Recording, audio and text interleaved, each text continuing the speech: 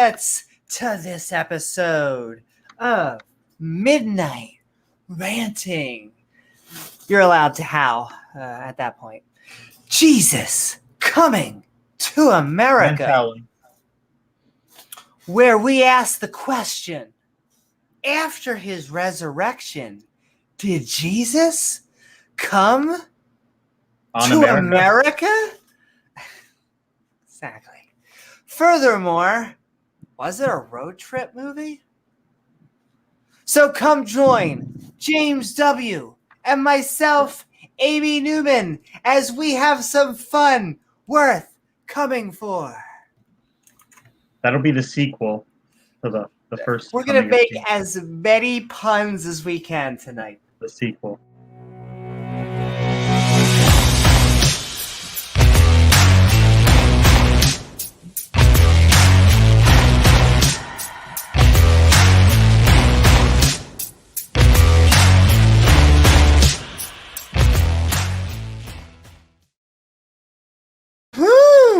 Hey guys. Why, hello there. I want to thank everyone out on the intertubes that are beaming right through there to get to hear. Wow. Through the flat earth. Wow. Wow. Oh, we'll probably get to. If you're feeling fancy, don't forget to like, follow, or subscribe. Wow. I keep on saying, wow, I have so much Owen Wilson on my mind, so much Loki, wow. Even if he doesn't say it, I just want him to ride on a jet ski. Is it too much to ask him to ride along on a jet ski? Sharks with laser beams attached to the forehead, right? From the snake guy, right? God's going to send the sharks with laser beams on their head to punish you. I just, the final thing with that guy is me just trying to put giants together. Like, just from a mythological standpoint, I don't get how angels and humans get giants. Like, are the angels giant? I feel like the giant would be looking down at the angel and being like, Mom! The angel would be like, came out of, whew. I mean, the Bible never says they were giants anytime an angel came down to earth. They never mentioned it being like 27 feet tall. Like Ken Hovind said, Noah and his sons were probably 15 to 20 feet tall. Yeah. But did they have 15-inch moving right along and hit that all bell icon so you can get reminders to see our premieres or join our live streams? Come on our live streams. Oh, baby. We're a skeptic channel, but at the back half of the show, we will be opening up the open mic. Meaning unbricking the back door. Oh, baby. I just brought out... Oh, here he is. Your whip? Meaning you can say what's on your mind. Well, that too. Hello, little mind buddy. We'll give everyone the chance to say their own opening and closing statements. Atheist or theist, liberal or conservative, come as you are, just... Not on America. On America. This is America. Not on the blue dress either. Not exactly. You can also find our Patreon page at patreon.com/Amy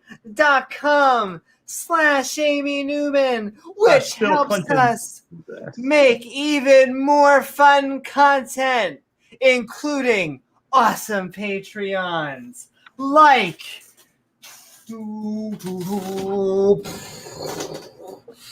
KO Champ and Lightning Bolts.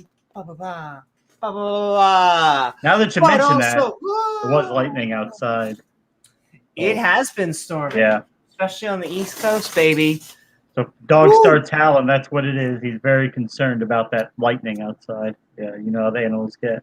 Are you also not able to sleep? Does the puppers kind of go all over and kind of go crazy?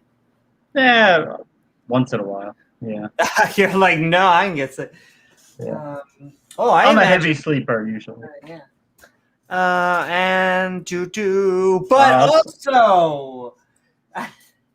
but also us from the Osborne, the Atheist Round Table and Networking Group, and also they just open up tickets to they're on sale now. Better event. That's right. I think as of today, they are officially on sale. Okay. So send in love out to Tang and go to tart.live so you can get your tickets on the intertubes. Amazing. Where Amy may be going. She might be making an appearance there. I'm going to try. I want to start going to more atheist events, more just skeptic, secular events. Yeah. Non-jokingly, because we're a comedy podcast, I think it's important we do our connections out there and we better ourselves. Whenever brought all around. Not dragging you to the next furry convention, so. Whew. I will say those a lot of fun there. Conventions. It's the after parties. Parties. That's what really kills you. She brings the Kahlua, doesn't she? They have a mighty good bars. When moving along, we also have Ian Davenport. Thanks, Ian. I learned that this is a mostly atomically correct heart. I think it's missing one aorta, but generally speaking, this is what a heart looks like, except it's kind of a little bit large. But to scale in my heart for Ian. Thanks, Ian. Also, the funny thing is that I have been fighting YouTube lately a lot, and they have been bleeping, but all the time. You know what, YouTube? I just actually want to say the fact that you and the funny thing is, I love Grumpy, and thank you so much, Grumpy. Thank you, Grumpy. Friggin' censors. See, this is what we get. We try to be politically incorrect. They're trying to cancel us, James. It's big tech, but also, 3 princesses in 1. Or all of Sailor Moon, just because I love Sailor Moon. But Diana Smith! Thank you, Diana! Thank you so much, Diana! Which Sailor girl were you, Amy? I mean, it's kind of beta bitch, but I'm okay with just being what's it called? I can't even remember her name. The main Sailor Moon? Yeah, Sailor Moon. But she has a main Sabrina? Sabrina. Or not Sabrina. I don't know. I wasn't a big connoisseur of the show back in the day. But also, looking back in time and over on here where my cat. Now he wants to see that window. But what? You opened up the other one, but what's outside that window? Actually, my favorite thing I think about Sailor Moon was the guy is that he always had like tuxedo mask. The tuxedo dude, he had a outfit that was basically like the Superman. Like he just put on a thing. Like it was the exact same guy, and then he just put on an eye mask, and everyone was like, "Who is this mysterious guy?" Yeah, probably the guy that you've been hanging out with. It looks exactly like him. Maybe. What kind of show would that be?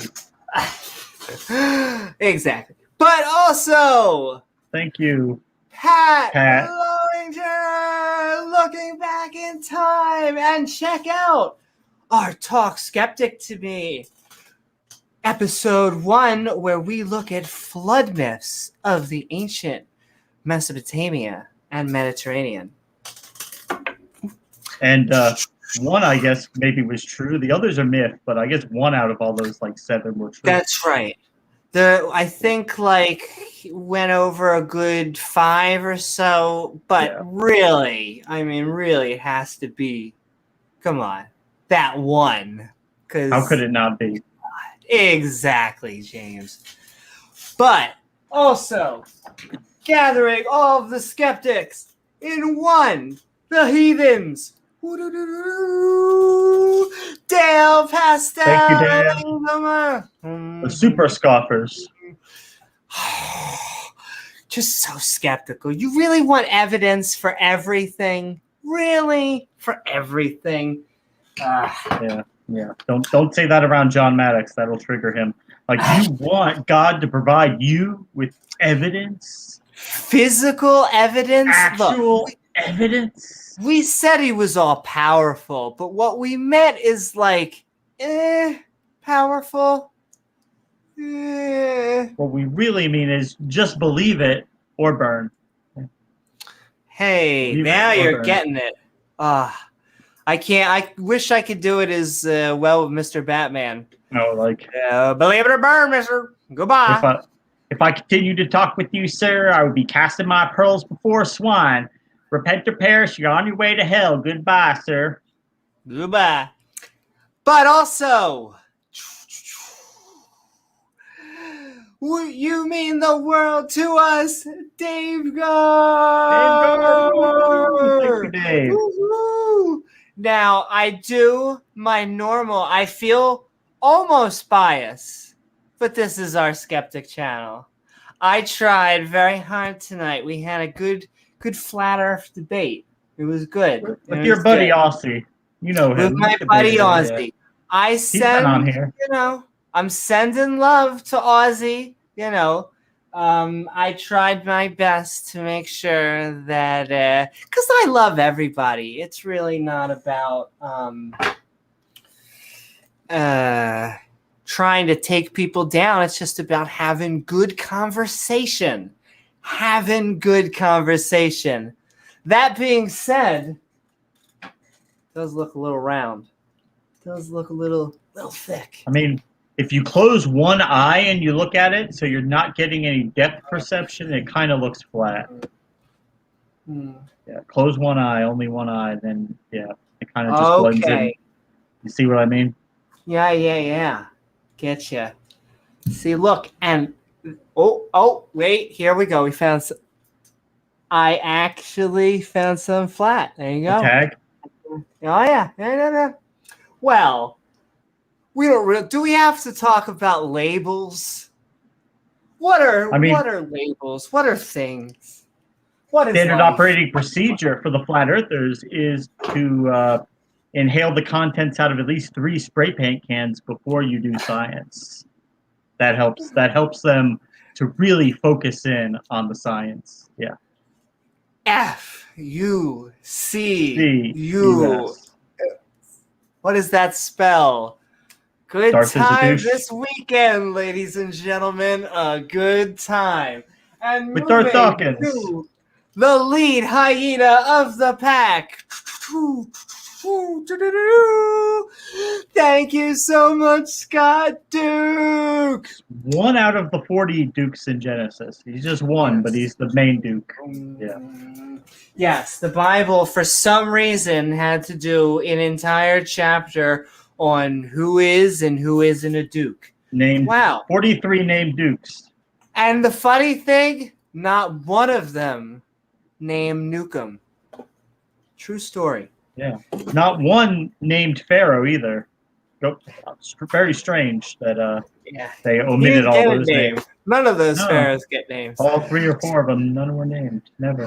But why. Scott Duke has a name. Thank you, Scott Duke. Thank you so very much. And last but not least, our thespian Shakespearean skull.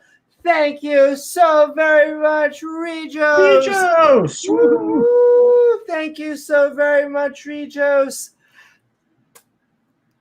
And with that, we have the whole Skeptic crew. Thank you to all of our Patreons. Thanks, guys. You are make this content possible, along with our viewers and everyone out there. So we are sending love. And with that, we are well on our way to 700 subscribers. We're at 622. Woo-hoo! So let's keep the fun going.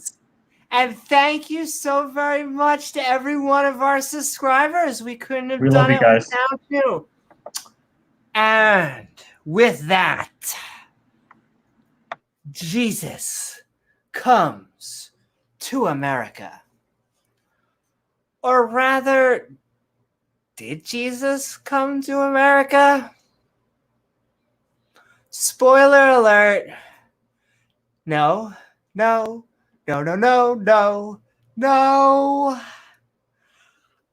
I've always torn on claims like this. On one hand, they seem outright ridiculous to the skeptic. On the other hand, is it that much crazier than the other religious claims we come across? Well, there is one difference. We know Joseph Smith was a convicted con man. Now, Mormons, or rather the Church of Latter-day Saints, as they like to be called, would say, I'm not having an open mind, that I'm poisoning the well from the get-go.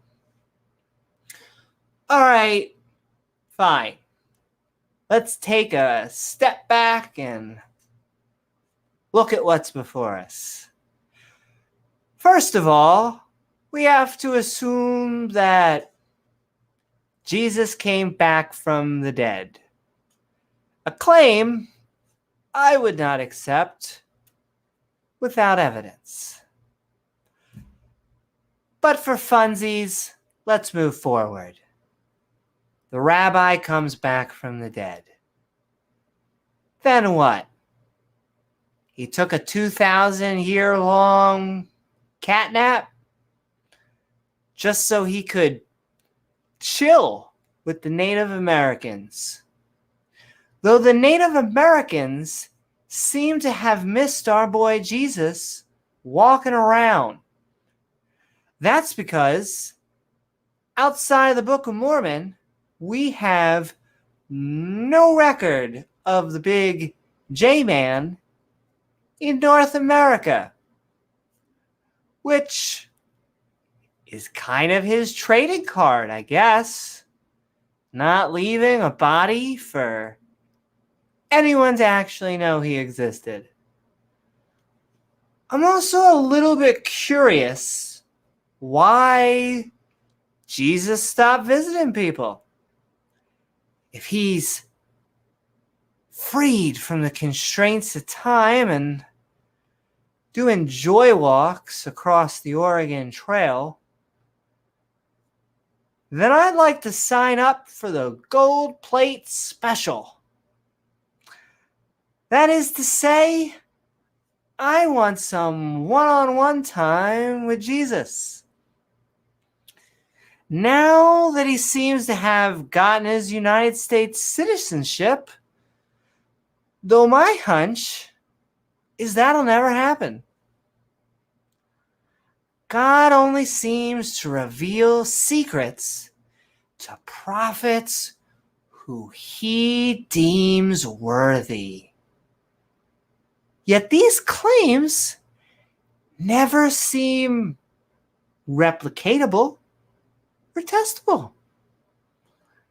And funny enough, when these prophets die, someone comes along and does the same thing. Though this time with a new spin. Which is why I'm looking forward to Jesus visiting Mars. If you thought the Native American Jesus was cool, wait till you see Jesus in space. So yeah, did Jesus come to America? No. I am open to having my mind changed. However, this is unorthodox even for theistic standards. Doesn't make it untrue. However, the burden of proof for such a claim would be massive. Let's first prove Jesus came back from the dead. Then we could talk about taking him to the Kentucky Derby. Thank you. Woo-hoo. So get Jesus a nice mint julep at the Kentucky Derby. Yeah. How are you tonight, James? And what do you think? Did Jesus come to America? Well, I will tell you one thing. It was very hard not to jump in with the hashtag Jesus is a myth, because I don't know why we're really spending a lot of time talking about this if we don't have any good evidence that he actually existed to begin with, which we don't have very good evidence that he exists. But even if he did, of course not. We don't have any evidence that he rose from the dead. And we certainly don't have any evidence, good evidence anyway, that he came to America. And I mean, what we're seeing with this is your prototype for a cult. It's something we've seen happen many times. Joseph Smith was a cult leader. Then it became Brigham Young, Ellen White, Jim Jones, Ken Hovind, Marshall Applewhite, that Soho, the Japanese guy that they just executed a couple years back for the sarin attack on the subway. We've seen this happen many times before. A charismatic, often well-spoken person who is able to attract a following by claiming to have special knowledge or secret insights, a connection to the Most High, a connection to God. And this touches in on what Amy was saying about prophets, this whole idea that God is only going to communicate with certain people, and you just have to take their word for it because God's communicating with them, that we all can't get this revelation. We just have to take somebody else's word for it, and that is not a very reliable way of determining anything. I mean, and they'll say, oh, well, you take the word of the scientists. Well, there's more than one scientist, and they all peer review and check each other's work. So if what one of them is saying is totally crap, other scientists will inevitably discover that, and they'll release their own findings, and we can decide based on that. Let the experts decide and see if their findings and predictions match up with reality. That's the total opposite of what prophets do. And pretty much every prophet that we've ever known of has messed up. That their prophecies don't come true. They don't have a connection to the Most High. And it usually doesn't end well for their followers either.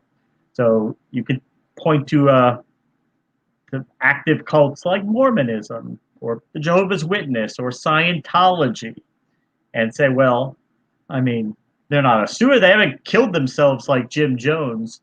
But if you actually look under the hood, there's a lot of destruction involved in these things. There's a lot of things that you don't see, that they don't put out there, that these organizations do actually do a lot of harm to people. They do place people in very untenable situations with their family. They interfere with people's emotions. And in some cases, they do physically and financially try to ruin anybody who would come out of the club, like Scientology.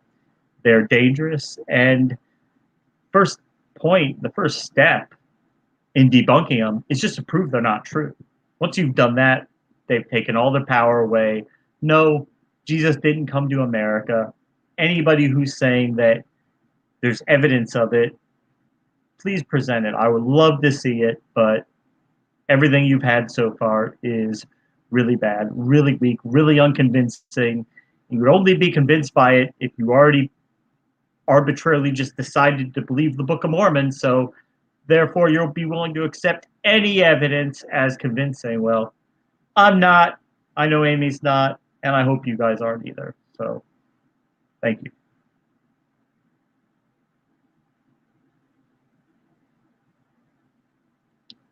Amy? We lose Amy? Doubled. We lose. I was double tapped. You were filling out your application for the Church of Scientology, weren't you? That's right. They were helping me find my inner, trying to remember what they call it. Thetans. My inner Thetans, yeah. Yes. So you got the 2 tin cans and the guy's reading the thing. Which is just half of a lie detector, or 1/3 of a lie detector test. Yeah, 1/3. Woohoo! And all right. Thank you so very much, James. And with that, we are going to hear from the other side, or rather, a video from the YouTube channel called To Share, which I'm going to assume is the This is going to be a wild ride, folks. So drop your cocks, grab your socks, and buckle up your belts, because it will be a little bumpy. Do we have a video for you? And really, I'm just saying, we're just trying to give the other viewpoint, just trying to share that gospel that they're trying to share, though we may do a drop of commentary. If you're convinced by it and you want to drive on down to your local LDS church and bring your financial records so they can go over everything to make sure you're not skipping out on your tithing. Make sure you're not trying to hide some of your assets from God. Funny enough, I think there is a pattern to why you and I do what we do. I once had a group of Mormons come here, and I just couldn't help myself. Basically sat them down and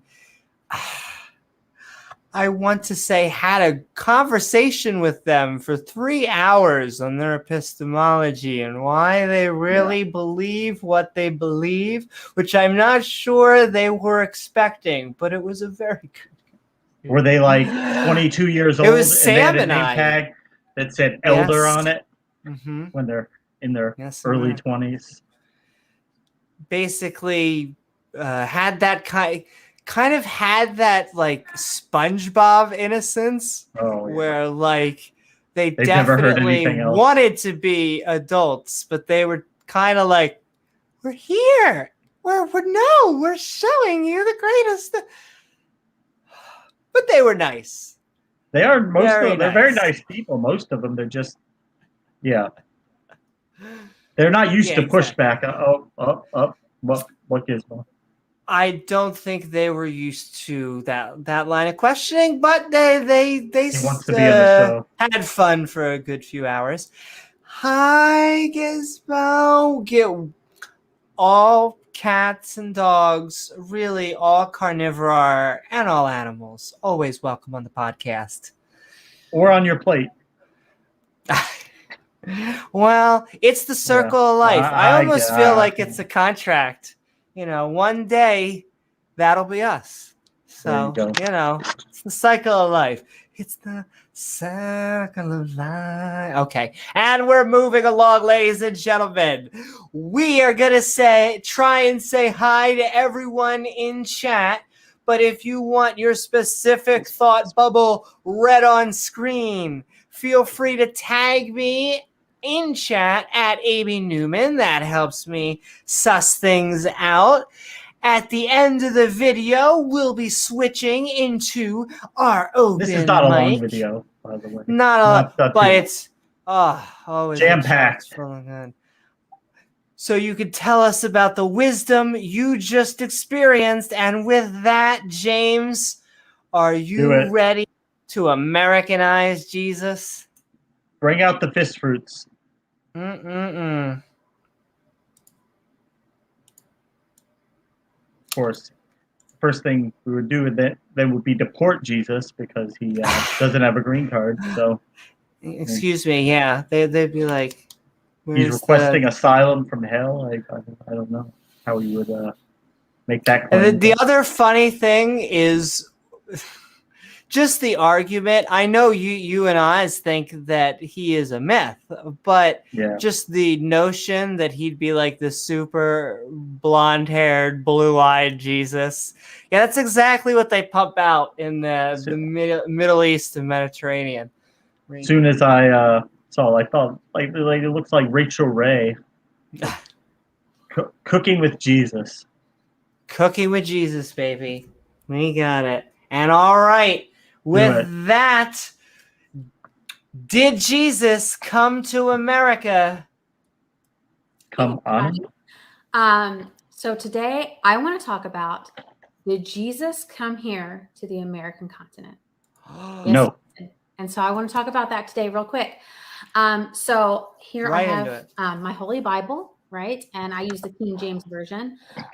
I love the Bible. Right here too. I know that it is true, and I know that it is the Word of God. Wait, stop, Amy. Stop, Amy. The Bible so how does she know that the Bible's true? Well, she just said it.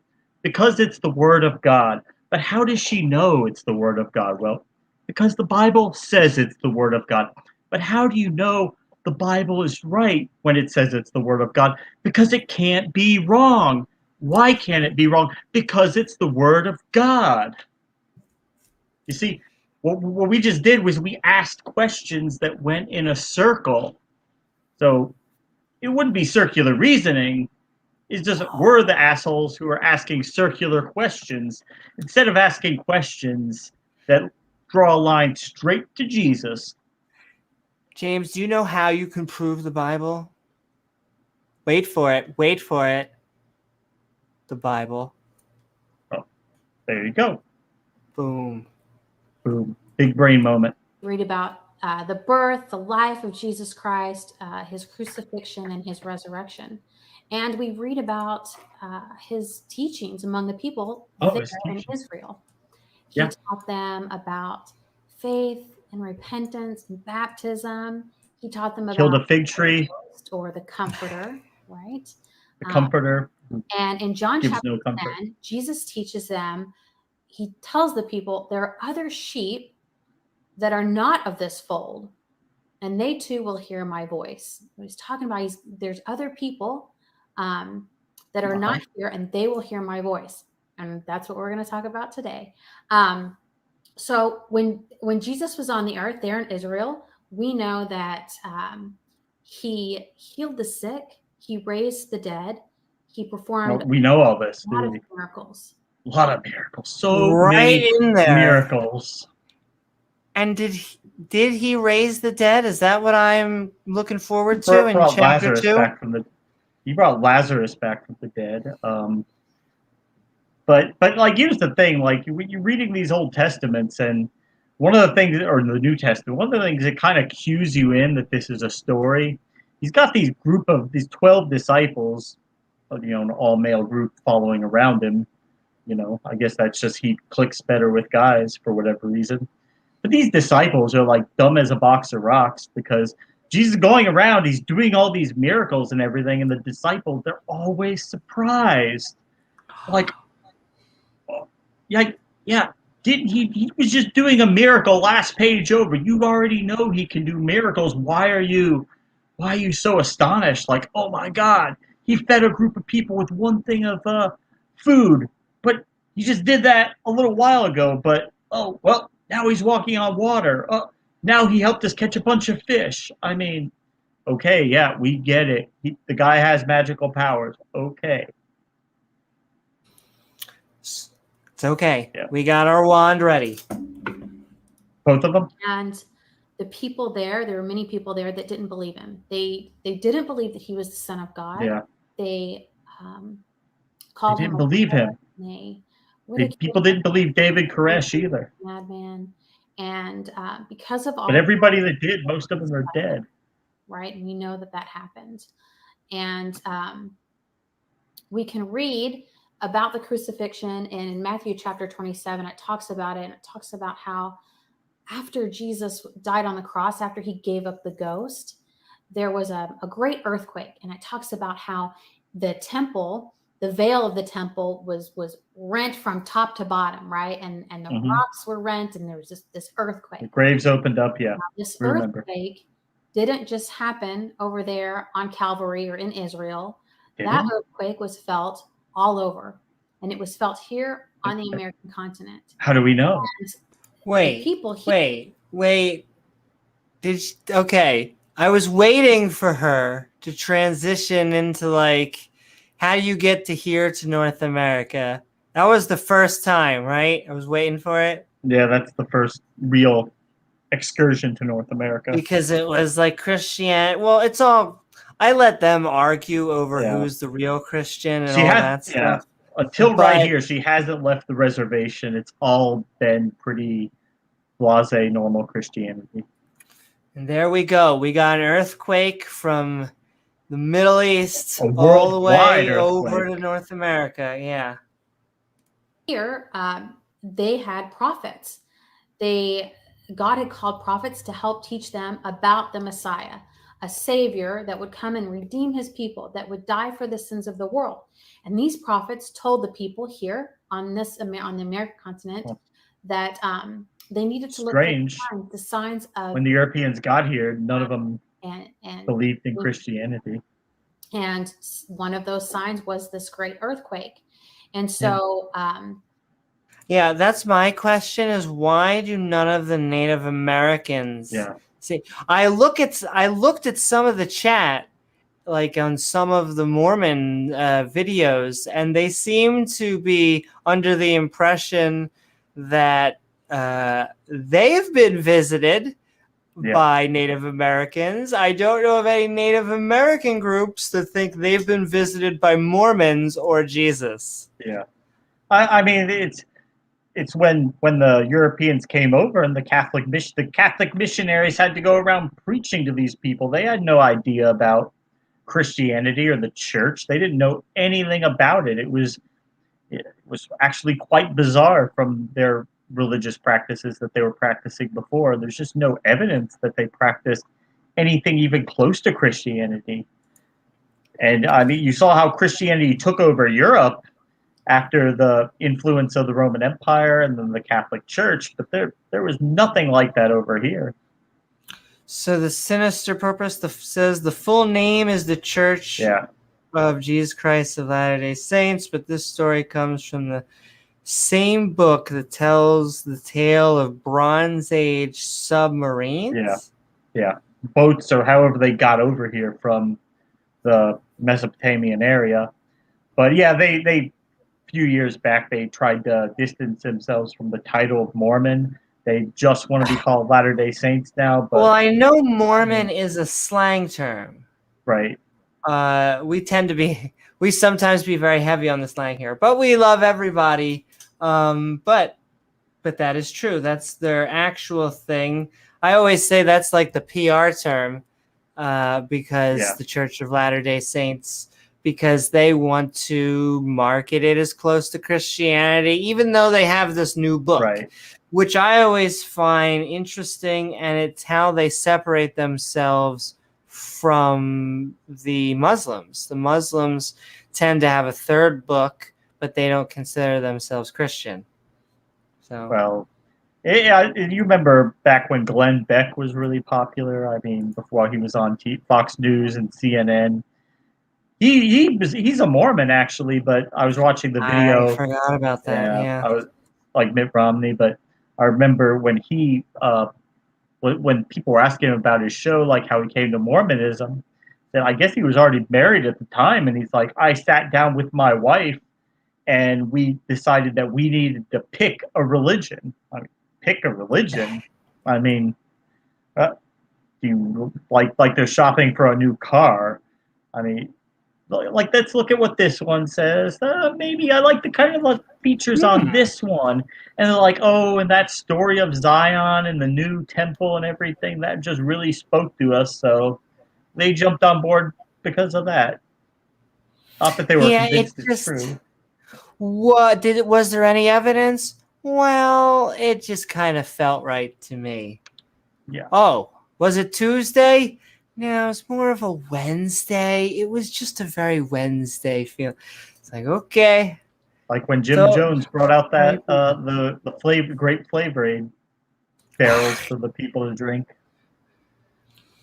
Yeah, just gotta go along. Just gotta go along. Well, my go-to saying, that's something I made, but if you are not a sheep, you do not need a shepherd. And so we are about, just like with Mormonism themselves, she starts with the Bible. She starts with the classic. Right. Just gotta go classic, guys. We're just talking about the Bible. Earthquakes? It's fine. We're still talking about the Bible.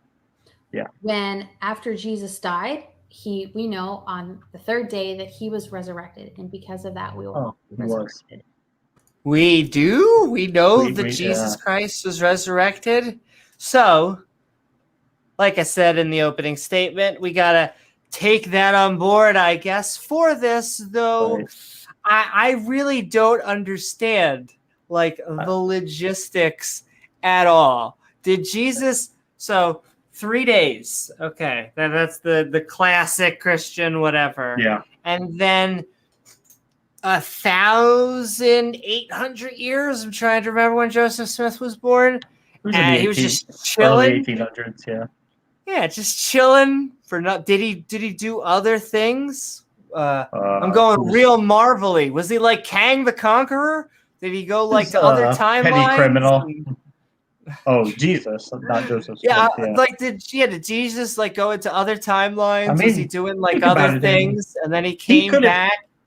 He could have came and spoke to anybody on Earth, anybody in America, but he picked a small-time petty fraudster. I mean, of all the people to pick, of all the people he could have given his message to. Wait, James, I got it. I've figured out how we're going to find the one true religion. Okay, so I have Bucket here. All right, you got this? It's on camera. We're live. I am going to put this heart in here. And you see, this represents what's written on my heart. And this represents the eternal void that is your eternal. You ever want an eternal? Okay, we got it. So we're going to put this in here. Okay, here we go. Hold on. Okay. Oh, wow. Jesus. Oh, you're naughty. Okay. Wow. All right. And we're back. What did you learn?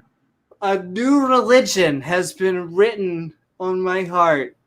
Really? And it turns out that, it turns out Jesus needs money.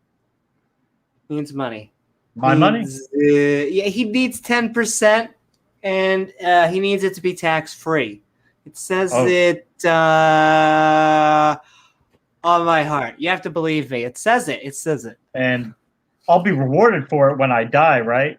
When I go to heaven, I'll be rewarded. Oh, of course. James, you will be rewarded double, triple, make it even 4 times if you want. In heaven, yeah.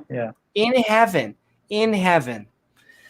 I'll be like a celebrity there. I'll be like Michael Jordan or LeBron James if I just give you more money. In fact, the more you donate, the more you make.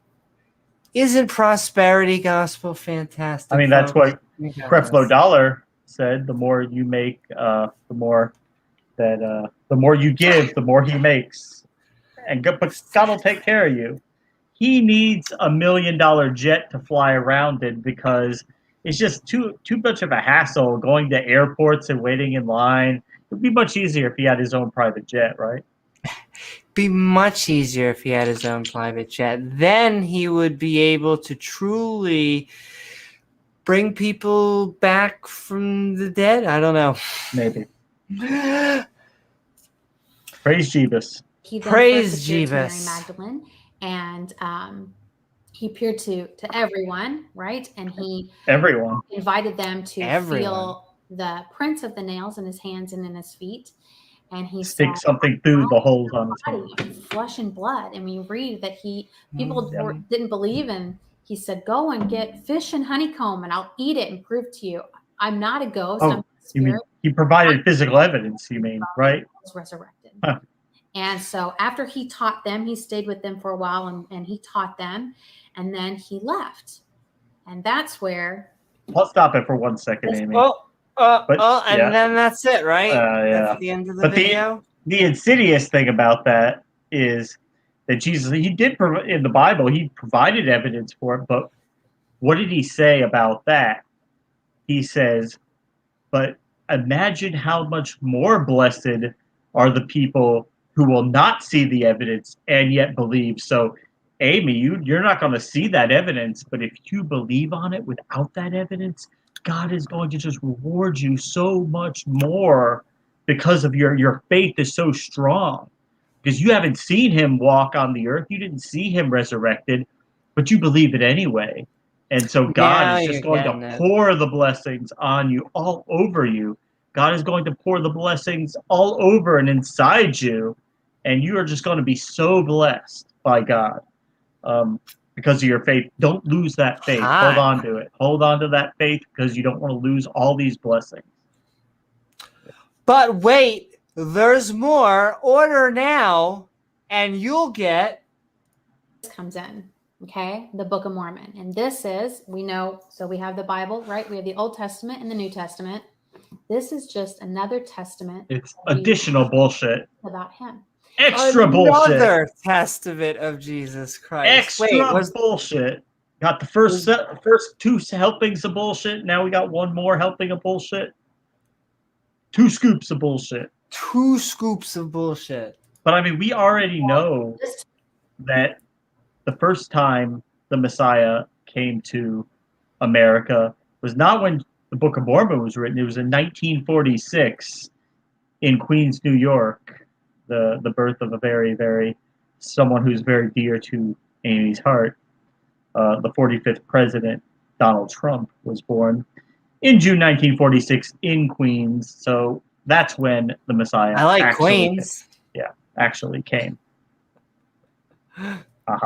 I also like in Marvel, there's that little thing between Captain America and Spider-Man.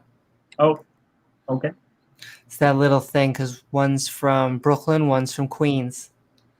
They call each other. It's a very connective moment. Very connected. Very connected, yeah. See, that's what I care about when I'm talking about canon. Though, in my defense, I can prove in New York. That's true. Here in the Americas, right? On this American continent. And so that earthquake came and people were gathered around and they were talking about it and they were wondering, wow, like the prophets were right. The Savior is coming. They were wondering about earthquake. They were probably trying to rebuild their homes and not die in the earthquake. Here's my reenactment of the Native Americans reenacting and talking about the earthquake. Ah! Yeah. Thank you.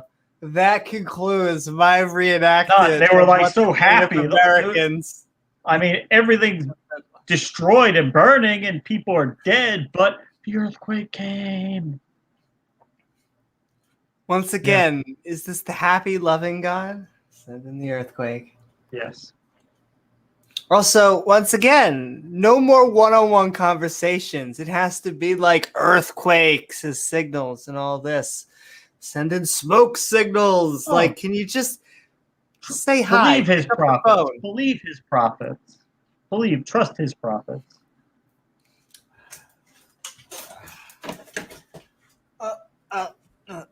Yeah. Trust Wait. Oh, wow. Becky, it says I can have another wife. Wow. This is How many fantastic. wives do you need, Amy? Right on my heart. Hey, you can't argue with the Hearthstone. Okay? But how many wives has spoken? How many wives do you want, Amy? As much as I'm gonna go with Yahweh. They actually do say the book that they choose is the King James for their Old and New Testament, but their quote is it has errors in it that need to be fixed by the Book of Mormon, right? The Book of Mormon, a great play. They were just kind of discussing about everything that was going on. And then they heard a voice. They heard the voice of God. And God said, he spoke to them and he said, "This is my beloved son in whom I am well pleased." And so when they heard that voice and heard, "This is my beloved son," after that, they saw a man descending from heaven. And he was in a white robe. And they thought it was crazy. But it was did. And so this man speaks to them and he says, "Wait. Behold." Says, buy my DVDs. Thought it was an angel. DrDino.com. Buy my DVDs. Buy my seminar. You can get the whole set of slides on there for $50. All 27,000 of them. Haven't updated even one since 1984. Yeah, he really is selling like the same seminar from like the early 90s. Cutting edge, but it's cutting edge science for creationism. Cutting edge science. The great thing. The way you know it's science is that it never changes. Never changes. That's how you know. They make fun of science for I know because it changes. Shall come into the world. I'm gonna go back just a second because you don't want to miss any of this riveting and speaks history. To them, and he says, "Behold, I am Jesus Christ, whom the prophets testified shall come into the world." And they stood. Behold, I just want to say, Bob Barker, Price is Right. Not that this is how you know it's bullshit, but just as a story writer, like what the? Yeah. No one goes like, "Behold, my name is Bob Reacher." Like, that is not how you introduce characters. Bob Larson. Like, "Behold, I am Bob Larson." Behold, Amy, you have lots of demons inside you. Behold, I just extracted. First of all, hot. I just looted your bank account. Behold, now you are not possessed anymore. Fantastic. See, that's all it took. Behold, I'm on the way out of here. I'll see you in heaven. Bye. Bye. Bye, Bob. Once again, I say it often, but it's the Joe Rogan definition. The difference between a cult and a religion is that in a cult, the leader knows that he's full of shit. In a religion, that guy's dead. At the girl dick or Commander Girl Dick level. Send those emojis. The devil hates them. The devil can't stand when you become a member to buy a membership on my channel and then send emojis. That makes him so mad. Do it. Spiritual warfare on YouTube. Also saying hi, Sinister Porpoise, and I'm just saying salutations to everybody. But if you do want your specific comment read on screen, feel free to tag me at Amy Newman. But we're already through 2/3 of this wisdom, and then we are going to open up to the open mic, and you can tell us if Jesus came all over America. Amy hasn't even brought the shake weights out yet.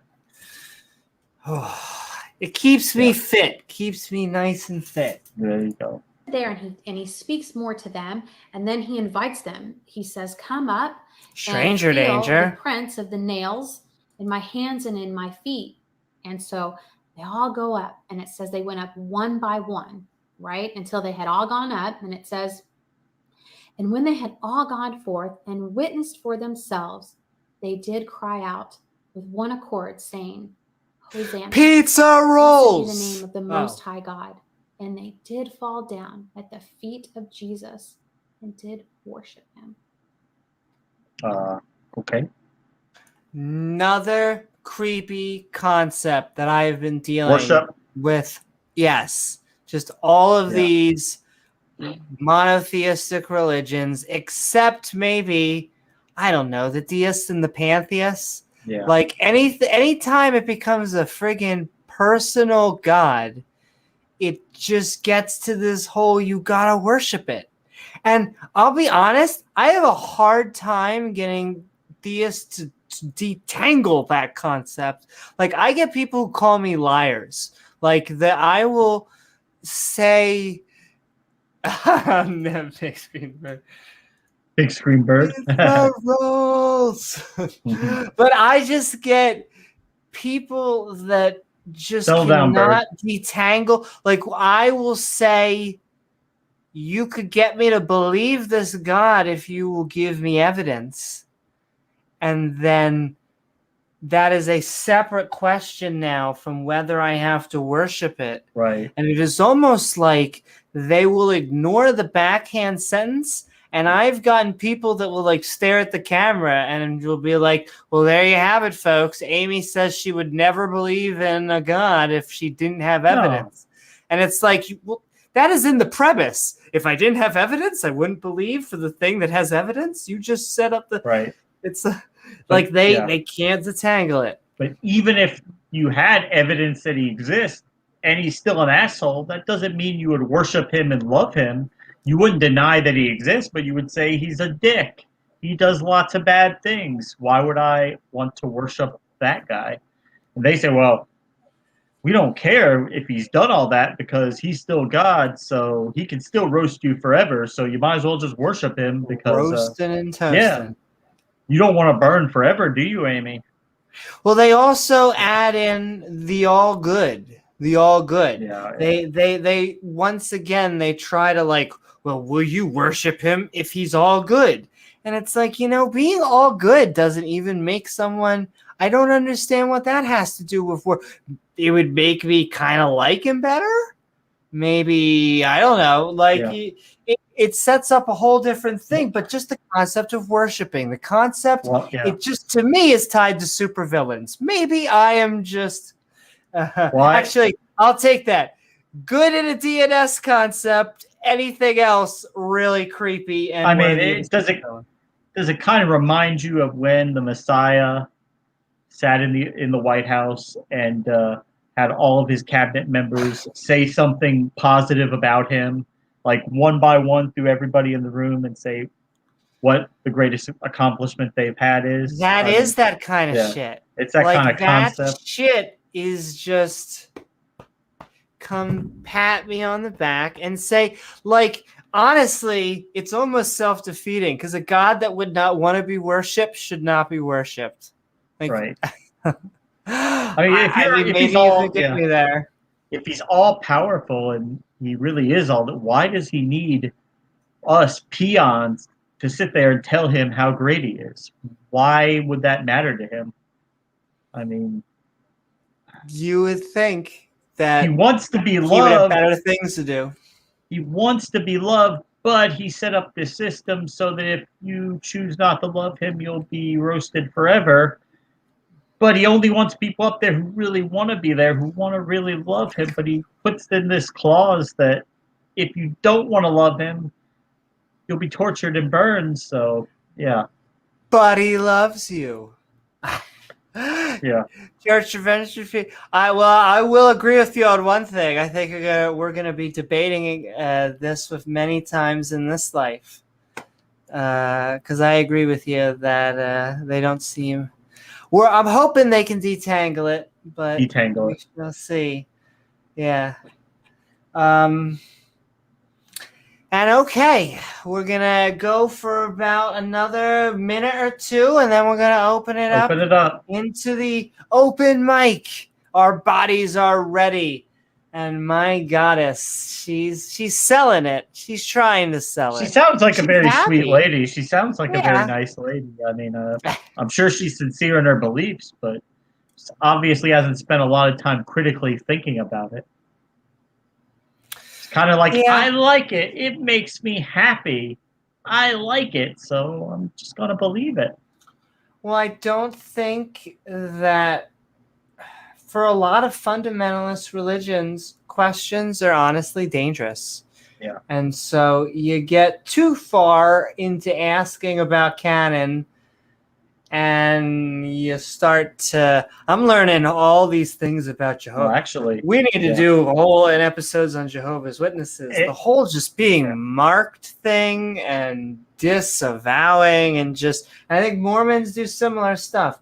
Similar excommunication. Nice and sweet on the, it's always nice to be the in-group, isn't it, James? Yeah. Well, actually, like Ken Hovind has a big thing about that in his seminar, where he talks about like how, like, the first thing the devil did was ask a question. He said, "Hath God said you will certainly die?" So the first thing he did to trick Adam and Eve was to question the word of God. Don't question things, and that is kind of like their mantra. Don't ask too many questions. Don't ask how God created the universe. How did he do it? Don't ask that. Do not ask how he did it. He just did it. But how did he arrange the matter and the molecules? Don't ask. Yeah, logistics are not religion's strong suit. Yeah. How did he raise her? Don't ask. He just did. That's so beautiful. And so beautiful. I want you to know that I know that the Book of Mormon is true. It is an account of the people that lived here and that love. I feel like there's not going to be a why after this. God. Yeah. And there were wars and all of these things happening. And there were prophets that taught the gospel. No evidence for any of it, by the way, but okay. Those plain and precious truths that have been lost over time. I love my scriptures. And I know that these scriptures are the word of God. And that we can get answers because they say the word of God. Prayers. Anything that we're going through, we can read. Yo, does it not look like they totally tried to jack this cover? Like, does this not look like it's trying to imitate this? That's the veneer that it wants to give the impression. No, that's what they're trying to do. They're trying to make it look like it's just the chapter 3 or Old Testament, New Testament, Book of Mormon. It's all scripture. Yeah. I mean, they probably have books where they just integrates all 3, like Old, New, Mormon in one book.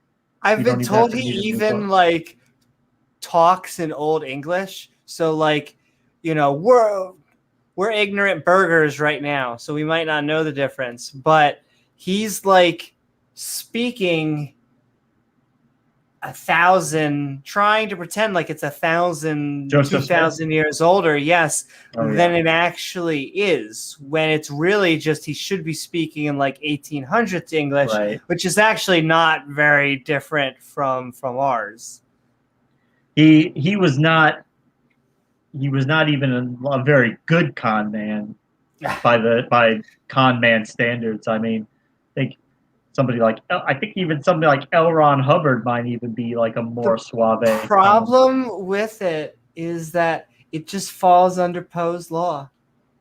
Like it's almost like the movies where some movies are just so bad they're good, and it's just like some of the stuff is just like no, James, we can find the answers. They're right here. You don't think my answers are in the bucket?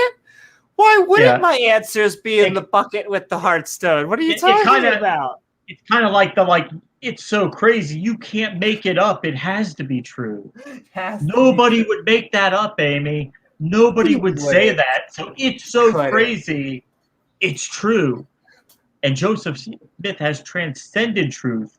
He was such a liar that it became a black hole of lies, that it actually became true on the other side. And the other thing is that once that dude is dead, how the frig do you disprove everything? Now it's in his brain. He's the only one that truly knows, because you get these true believers right over here, just generation after generation. And then at a certain point, there's enough believers to have a Mormon war with the U.S. government. Yeah. Fun friggin' times. And woohoo, sending love to Scapegoat and sending love to Aunt Jer. Aunt Jer, woohoo. Oh, yeah, everyone was looking for Aunt Jer. Andrew doesn't show up. It's bad. You almost feel bad. I hate to play the pity card because that sounds condescending. I guess I don't want to feel bad. She's probably living a good life. I shouldn't feel that bad. But it's just insidious in that this type of thinking has overtaken a good amount of the country, the world. Well, superstition rots the brain. And like you said, it's really not that much crazier than mainline Christianity. It's just all those crazy claims of Christianity are back thousands of years ago. This brings it more into the modern era. But once you set yourself up to believe these things based on faith, once you postulate the idea that an old book can be verifiably true just based on faith, then you're already halfway there. I mean, this is what I was trying to make with Snake Boy, is that he makes crazy freaking claims, but at the, that general Christian, that I would say 95% of Christians would side-eye him and probably move away at the bus. Right. That being said, you peel back the snake, you peel back the giants, and it's just believe in Jesus or you're going to burn in hell. He just subscribed to all these Gnostic and apocryphal texts that were too crazy for the churches to accept, so they just left them off to the side because, I mean, we've seen some crazy shit in the Bible, but these books are even crazier by those standards, so they didn't make the cut. He just reads them all and thinks they're true also. The only reason I would say this has even harder of a burden of proof is just because of Occam's razor. Not only does Jesus have to resurrect, now he's got to take a road trip to America. Like, it's not just he's got to come back from the dead. Right. He's got to go back from the dead and, like, pick a place. Yeah. And we know that anybody who in the modern era who's claimed to be a prophet, bad things typically happen. Either they're batshit crazy or they're a con man or a little bit of both. Yeah. It's not good for the members. They're either getting lied to, fleeced, or they're all going to die. Also, the smaller and nitpicky a religion is, the more culty it seems to be. One of the reasons that I consider Jehovah's Witnesses to be more culty is going back to my Joe Rogan quote. A lot of their leaders aren't dead. They have all this hierarchical shit that is able to control members from the top down that the Catholic Church can't even dream about anymore. Yeah. I'm not saying they don't want to. I'm saying what is in place currently. Catholicism, it costs so much money to run their empire that they couldn't deal with a third of their parishioners just quitting the church. It would bankrupt them overnight. So they kind of have to keep the too large. Yeah. You can't micromanage that many people. You kind of have to placate everybody so that the money keeps coming in. I'm sure the Catholics in the Vatican are very Catholic and all that shit, and are very much under a hierarchical structure. But if you're in New Jersey, you're in Boston, you're gonna condom. Yeah, I had a beer and not gonna care. Meet on Friday. Exactly. Sometimes you go to church, you go to the holidays.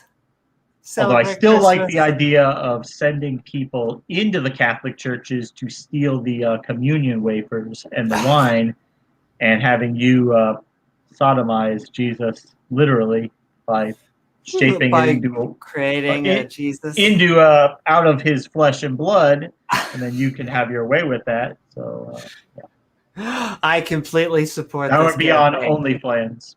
Only on OnlyFans. Only on OnlyFans. Coming soon That's what he said.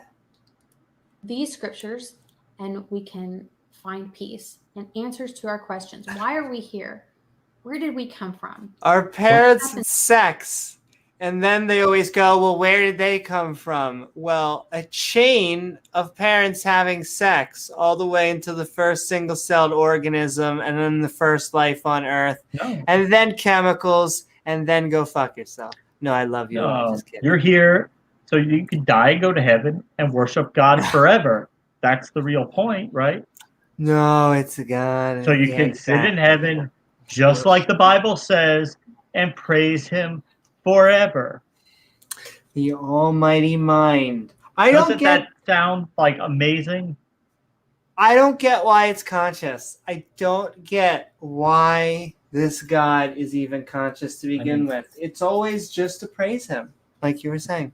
Jen from the Church of Entropy would like nothing more than to look up at God and say, God, you're so great. God, I love you. You're the best God ever. You're the most awesome God I've ever known. Heaven is awesome. I love you. Doesn't that sound amazing? And she can spend eternity doing that, but no.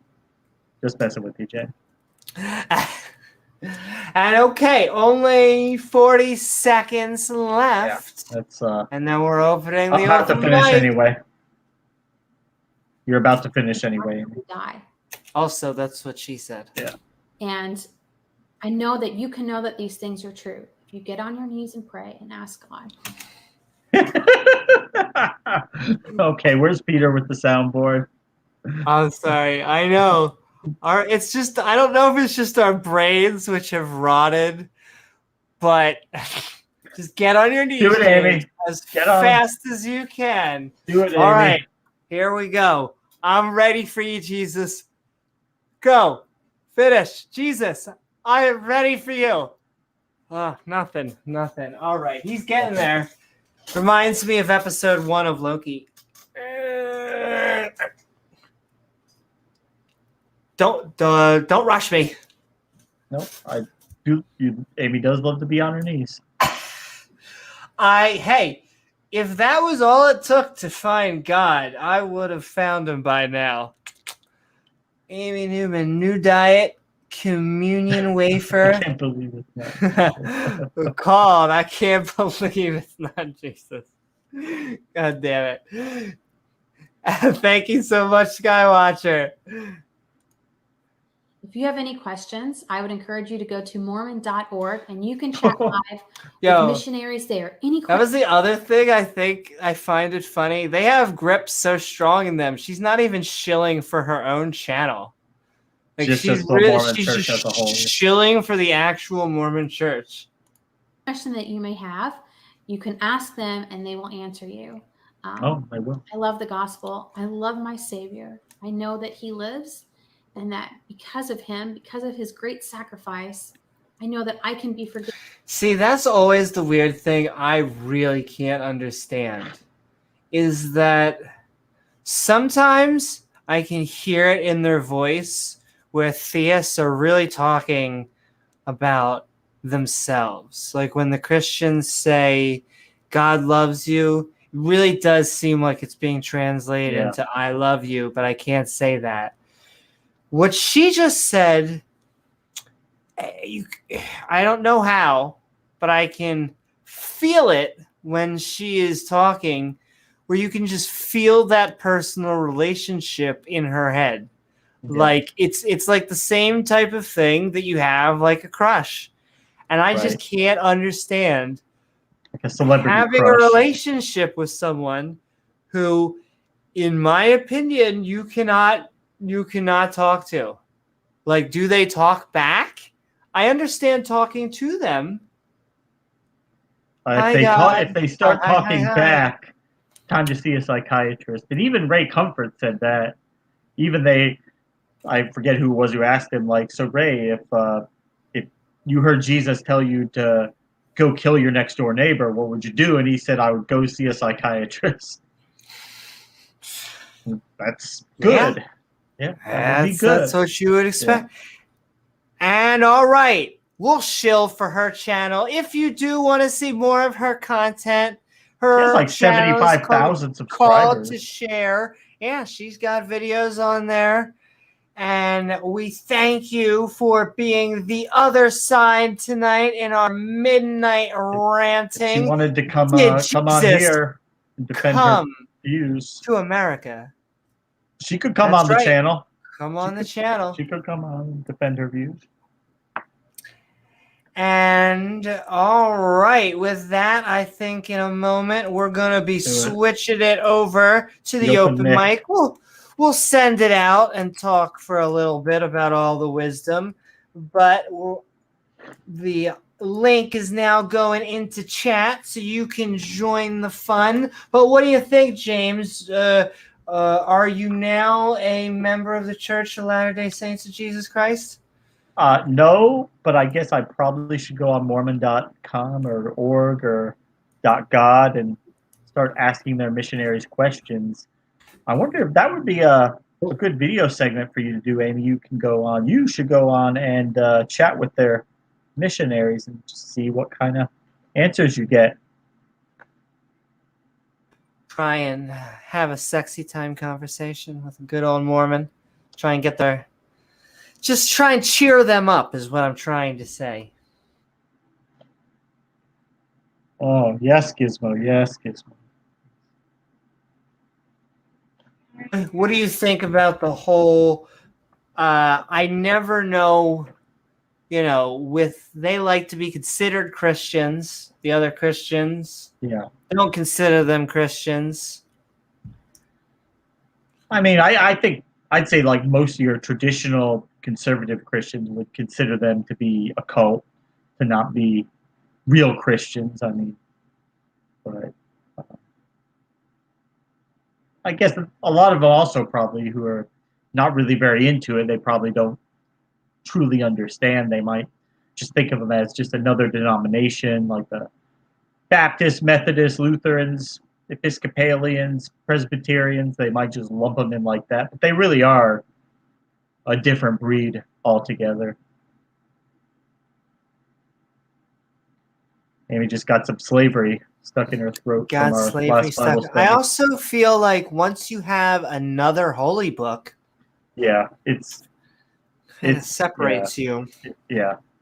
I mean, I'll call them whatever they want because the problem with that, and all right, I'm going to be sending the link in the chat. They're a sect of Christian, a cult. It runs into a No True Scotsman, and yet I don't know where the line is, really.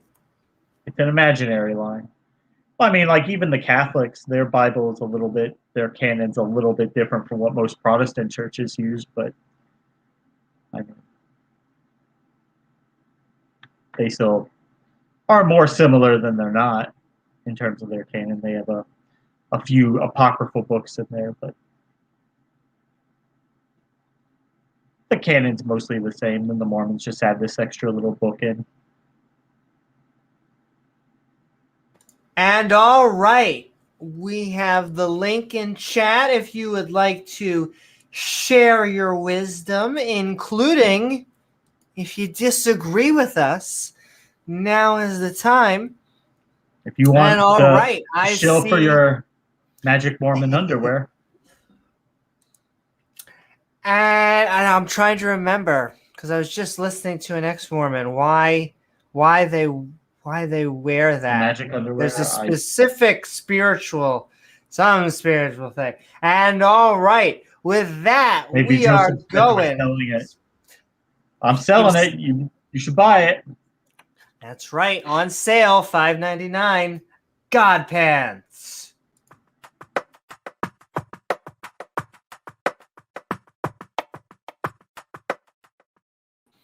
I mean, you've got like 17 wives, so they probably have like a missing crotch area because you won't need that. Exactly. You won't need that anymore. And speaking of missing crotch area, for some reason, oh baby, I love transitions. Bird is the word. I hope you are doing well.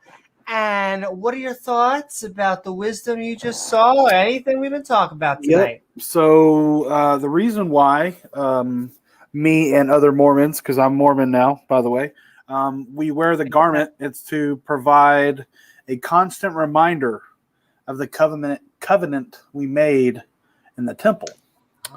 Also, it is, when properly worn, it provides protection against temptation and evil. That's why we wear it, folks. Okay? So back off, quit hating, and God loves you. Thank you.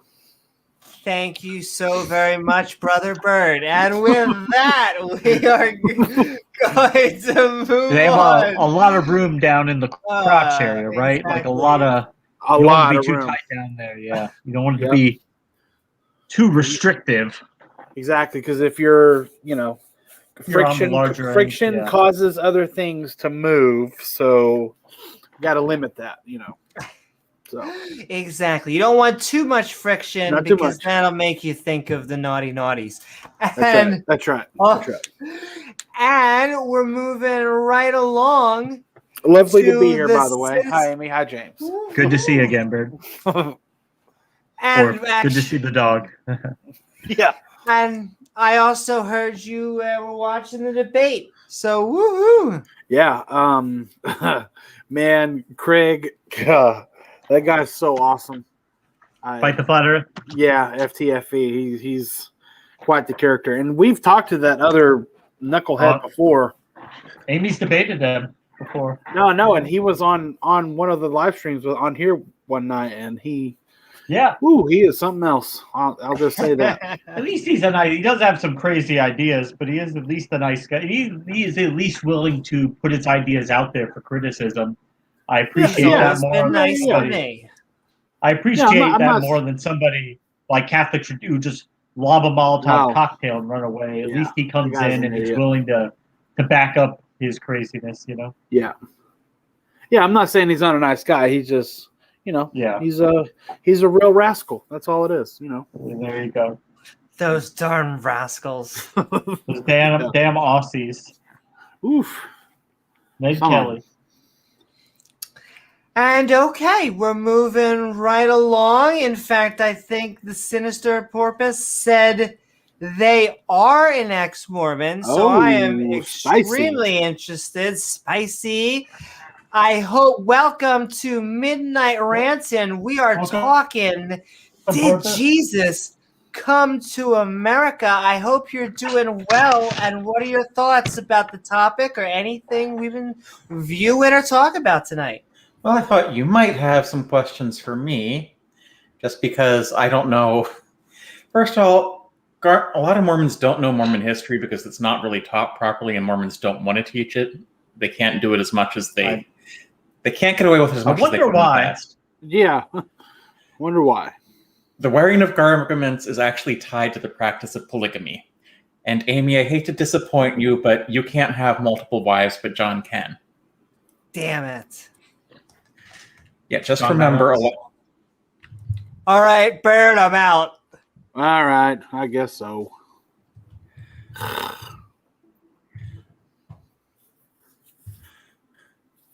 Bird has like 7 wives over there, right? Yeah. No, it's 8 now. And I wanted to touch on I personally believe that Mormons are Christian, and honestly, it's like they have the right to self-identify however they want. But I think there is an argument to be had that maybe they've moved so far away from like Christianity that maybe they should be a different category unto themselves now. Under the cult category, yes. See, that's the hard thing. Do they all finishing? Well, it's just they have a new book, they have a new prophet, and yet it would be, in my opinion, it would be a no true Scotsman, because as an atheist, it just feels like the only thing to be a Christian is just to say I'm Christian. You can even say, go fuck Jesus, I'm a Christian. So it's like, I don't know really where the line is.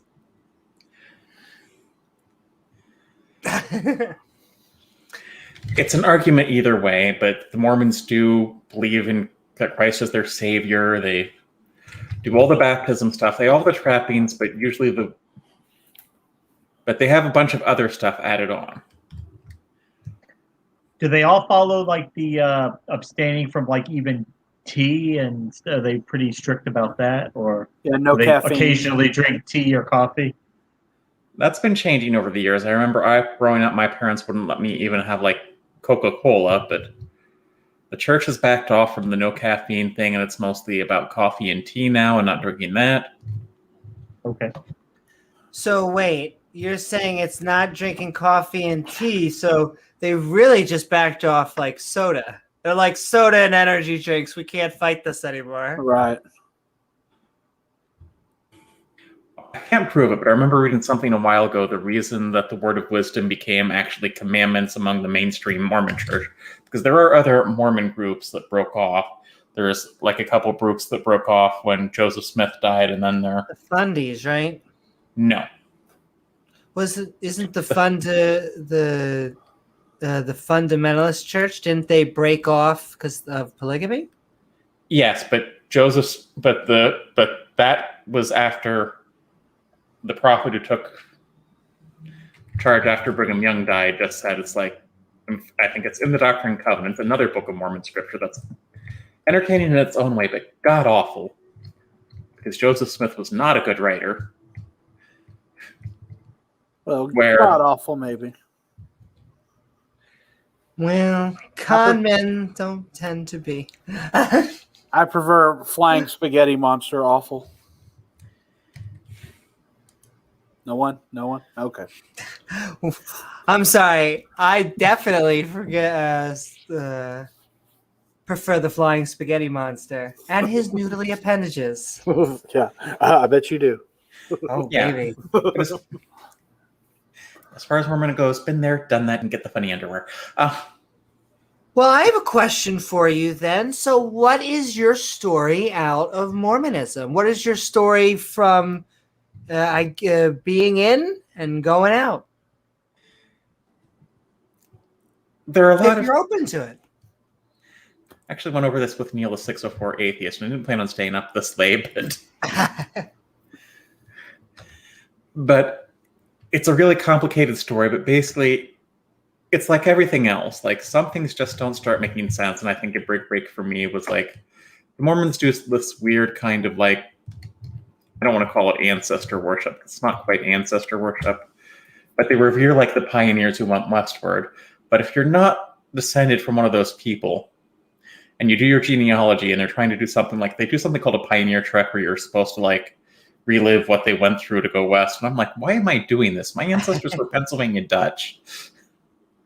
It's like, this has nothing to do with what my ancestors did, if that's what they're trying to convey here. But then it just, it builds up from there, and it's like, all right, it's like, and then I started thinking about the afterlife scheme. I don't think this is probably the way it happens, if it happens that way at all. And then I started to find out about the church's history. Yeah, and they have kind of, let's say kindly, a checkered history. So eventually I'm just like, okay, I'm going to actually go through the process of getting my name off the church's rolls, which is a pain in the posterior.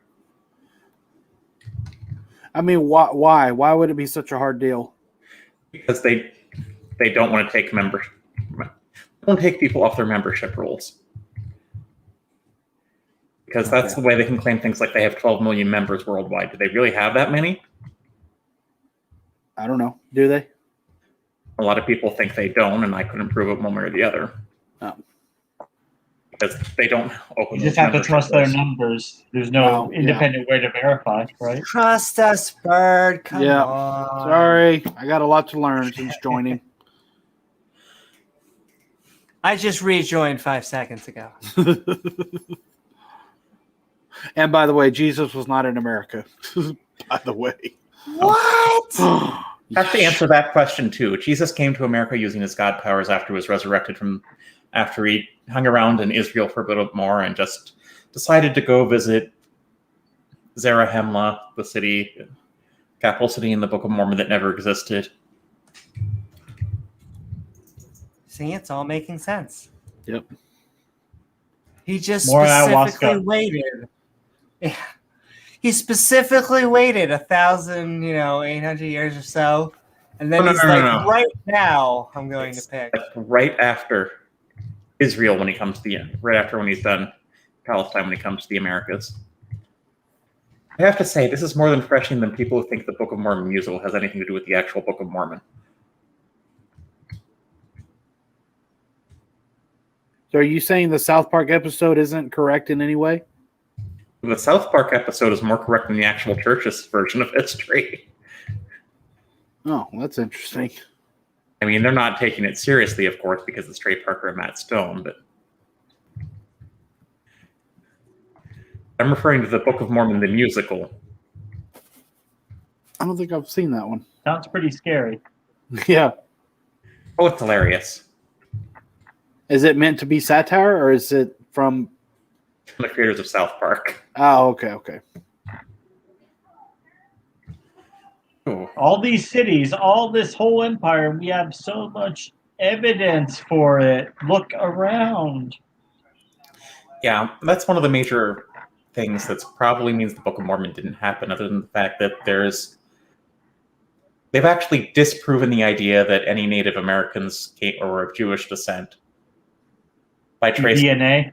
Yeah, through DNA. Yeah, it's borderline offensive, but I get over being offended because it's so stupid. So I get over that hump. Well, it fits nicely with 19th century ideas. Also, speaking of awesome people, Bird's here. Oh, what? but woohoo! Sup, Eddie? Woohoo! Crashing the party. Nate's here. What? Nate's here. Nate with his hair. It's a party. You can't start the party without Nate. And all right, guys. So, did you wanna? I feel bad not to push you. Were you in the middle of saying more story, or do you want to go into open conversation? I'm sure other people have things to say. Ooh. You could keep on saying while we're in open conversation, because I'm actually really interested. Can you refresh my memory where I was? It was a cold summer's evening, and the light had just shined upon your face from the west. That's where you were. Yeah, I wasn't there, but I was about to say, in the Book of Mormon, the same story is basically told twice. And Mark Twain comments upon it in his book, Roughing It, where he basically calls the Book of Mormon chloroform in print.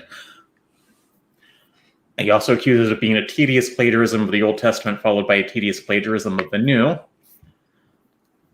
Yes, but two cultures, like one comes right over after the Tower of Babel. That's where the Bronze Age submarines come in, because they build like wooden submarines, if you read the story. Mormons will tell you those aren't submarines, but they're going underwater, and they have... This is the best bit. Doors on the top and the bottom, but they don't know which one's above water until they open it. Yep, makes sense. I'm gonna have to read that text to make sure I got that right, but they like these two civilizations rise and fall, but they also fight like the civilization-ending battle on the same hill, which early Mormons understood that to be Hill Cumorah in upstate New York, where Joseph Smith found the plates, and it's like now they're like, if there's any Mormon trying to defend this story, still they're like, oh no, this wasn't in the United States anywhere. But the thing is, we haven't found any evidence of two civilization-ending battles anywhere. They would leave evidence.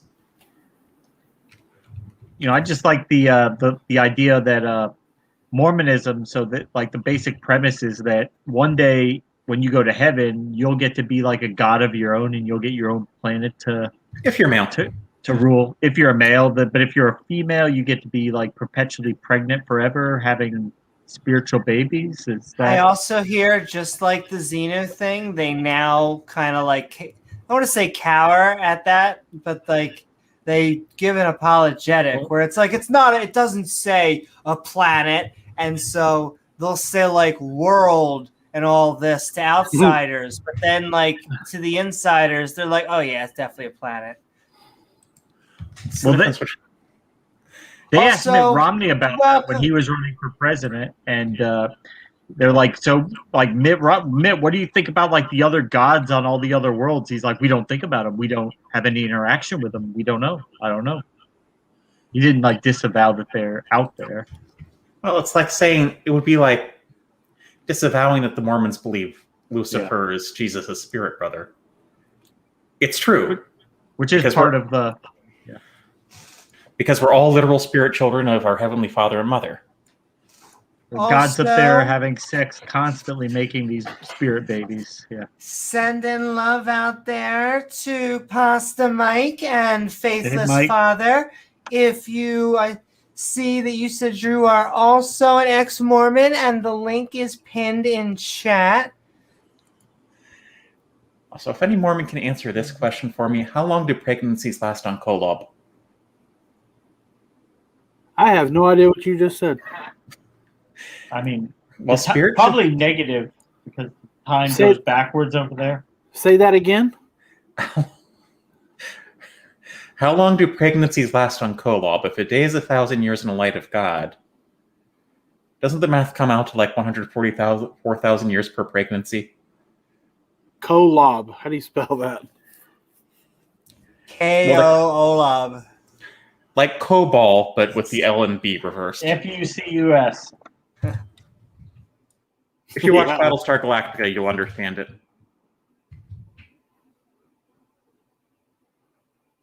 Oh, I thought this was a real question. It's actually an implication of Mormon theology. That doesn't mean they're taken seriously. And so, Sinister, was there a specific thing that really challenged your faith? Was it a series of things, or was it one thing, a series of things that got you out of the faith? Actually, the main thing, I think, was the black and white thinking, because this person, didn't this person sound like she was trying to convince herself that this garbage was true to you? Yes. She's trying to convince it to herself more than everyone else? Absolutely. But the church offers this test. Either Joseph Smith is a prophet of God, or he was the biggest fraud that ever lived. Now, if you take that test, because the church doesn't really deal in like the gray areas that can be between there, like Joseph Smith was a man who screwed up and didn't necessarily have a good reputation where he grew up, and find out, it's like, wait a minute, nothing, and he doesn't turn out to be a prophet, what's the other option there? Well, to check for your wallet.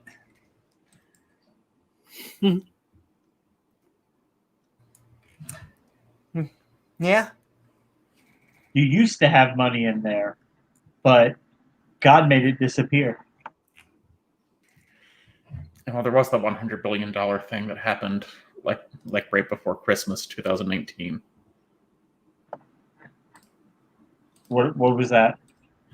Oh, that was someone who was leaving the church found that the church had like $100 billion in like some sort of investment fund they were just sitting on.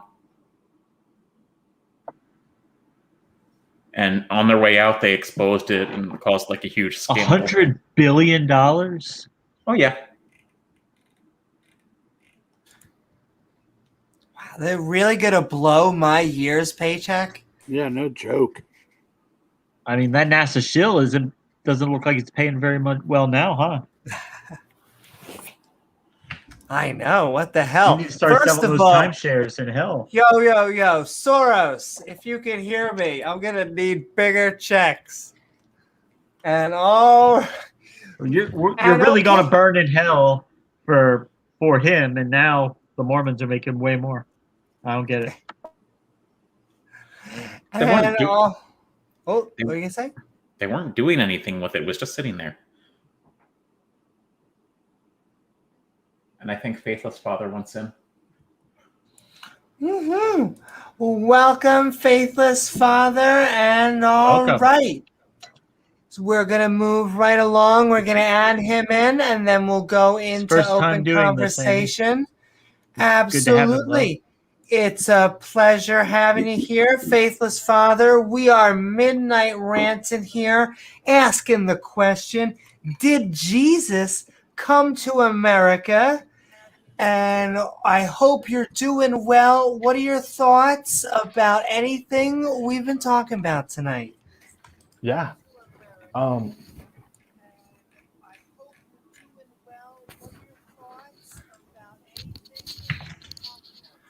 Can you guys see me? No, we cannot see. Yeah, we hear you. Oh, okay. It's just audio. We can hear you. Cool. Yeah. Well, thank you so much for having me. This is my first time doing this. I didn't know I could be included like this, but there's a little bit of feedback, but yeah. So I will answer that question. I do not think that Jesus came to the Americas whatsoever. I think that's a little illogical. A little bit. How long have you been out of the church? Let's see. Probably about 2 years. I submitted my resignation letter through quitmormon.com about 2 years ago. Do they have to approve it, or are you off the rolls, or how does that work, the process? Yeah. Shoot. Sorry to mess this up, guys, but I'm hearing things twice. Is there a way to stop that? Yep. You have headphones. You might have the stream open too. Yeah, either headphones or the stream. Let's see. Yes, I hear the stream. I was going to make a joke. I hear a lovely lady in the background. Close that tab for the. I have headphones on tab. in the computer right now. All Do you have a right. tab open for the stream? Yeah, I have the tab open for the stream. Yeah, just mute it. Oh, Stop okay. that. Yeah.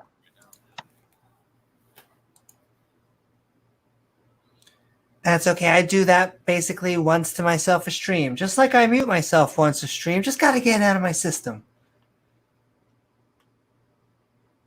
Oh. But Faithless Father, are you still here? That is the question. Uh-oh. Shoot, sorry guys. Yeah, Thanks there for you bearing go. with No, me. This is you're my good. You're first good. time. I am. I muted the stream on StreamYard.com, but it was still doing the double. Oh, thing. no. The Did YouTube you stream. mute yourself on YouTube and duh. then Oh my gosh. StreamYard? You can... Okay, Close now that we're YouTube good. tab. Now we're good. Thank you guys. I apologize. No, you're good. So yeah, I heard. So I went through essentially my second faith crisis, and then my wife actually told me about quitmormon.com, and then from there it was kind of like, well, I'm all out. I'm definitely done with this church, so I might as well make it official. So I submitted everything through quitmormon.com, and it took them about 4 weeks. 4 months rather, and then I had to get everything notarized, and everything was sent to the headquarters of the church, and then they sent me a letter back saying everything was submitted and accepted. So and that was it. Woohoo! So I'm gonna give the same question I gave to Sinister. What was there a thing or a multitude of things, or what was it that brought you out of the faith? What was it that made it come crashing down? Yeah. Oh, what's up? I'm on camera. Can you guys see? Oh, nice poke hat. Nice. I forgot my camera was shut. His avatar. Yeah. I just wear this to spice up the channel a little bit, make it a little entertaining. Yeah. Keep it spicy. But let's see. I got all my shit here. Sorry, guys. The unholy father. Yeah. Yeah. So I would describe my my faith as being like very strong when my mind was underdeveloped, and then as my mind developed, I think as I grew into adulthood, my faith, it was a directly negative correlation between my my cognitive abilities developing anatomically and physiologically, and then also my faith declining. So I think that's kind of just that makes sense. Yeah. But also, so I would say the straw that broke the camel's back per se would be the Kinderhook plates. Go on. Go on. Yeah. So the Kinderhook plates. I initially learned about them when I was younger. Probably, because I actually did a lot of research into the anti-Mormon stuff when I was younger, and I rationalized it, kind of dealt with it to deal with the societal pressures from like my parents and peers and stuff. And then I revisited the Kinderhook plates during my like second faith crisis, I guess, in adulthood after I had been married. And I learned that it was actually an LDS scholar that verified that the plates were actually a forgery. And before, when I was like dealing with it initially, I thought, well, these people that manufactured the plates, maybe, or they said there was this group that said they did manufacture the plates to kind of make Joseph look like a fraud. Can I interrupt you for a second? Are we talking about the golden plates? Oh, no, not these are different plates. The Kinderhook plates are different plates. So what kind of plates are they? Yeah, so the golden plates were the ostensible artifact, the artifact that Joseph said existed, but and obviously there's the 8 witnesses and the 3 witnesses aside from Joseph that said these plates existed, but we don't have today. Those are the golden plates. And then the Kinderhook plates are a separate matter, something that came about around the year 1843, I want to say. I'd have to check me on that. But after the church had been established, after Joseph had been running kind of amok, marrying all sorts of women, dealing with ancient papyri, there was an excitement that surrounded Joseph and his ability, his pseudo ability to translate texts and deal with ancient texts. And so at that point, there was a group of men from the city of Kinderhook, Illinois, who, and this is, I'll kind of lay it out how it seemed initially. They came to Joseph and said, "Hey, we found these plates. We need you to translate these plates." And I think they initially came to Times and Seasons, which was an LDS newspaper, basically, back then. And they said, "Hey, we need Joseph to check these plates out." And they were bringing kind of a lot of attention to these plates that this group of men said that they found, until Joseph kind of took the bait. And then and Smith said, "Okay, fine, I'll take a look at these things." And then in History of the Church, Volume 2, I think it is, we have Joseph, and I made a video about this. I have a video that says this disproves Mormonism, and I give an airtight case against Mormonism, and I talk about the Kinderhook plates in there. But in the Volume 2, I believe it is,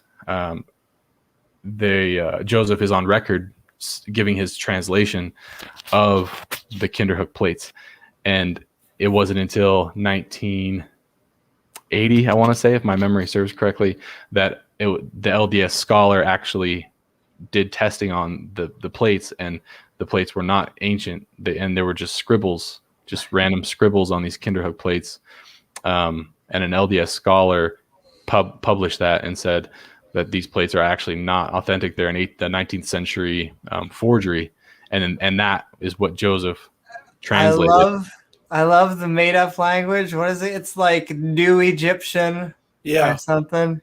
Yeah, and actually, I'm not sure if Joseph elaborated on the language used in on the Kinderhook plates. He just said that the individual who wrote this was a descendant of Ham from the loins of Pharaoh, and he received Ham and loin. Really? Yeah. Come on. We have bacon for brothers now, or something. Yeah, I was gonna say the prophet brunch. Good God. Yeah, and so I mean, for me, at that point, when we have an LDS scholar, a fully bona fide LDS scholar, basically disproving Mormonism, I was like, that's it. That's it for me. I can't handle this. And that was it. Woohoo! So, all right. Wow. Well, thank you. Thank you. Yeah.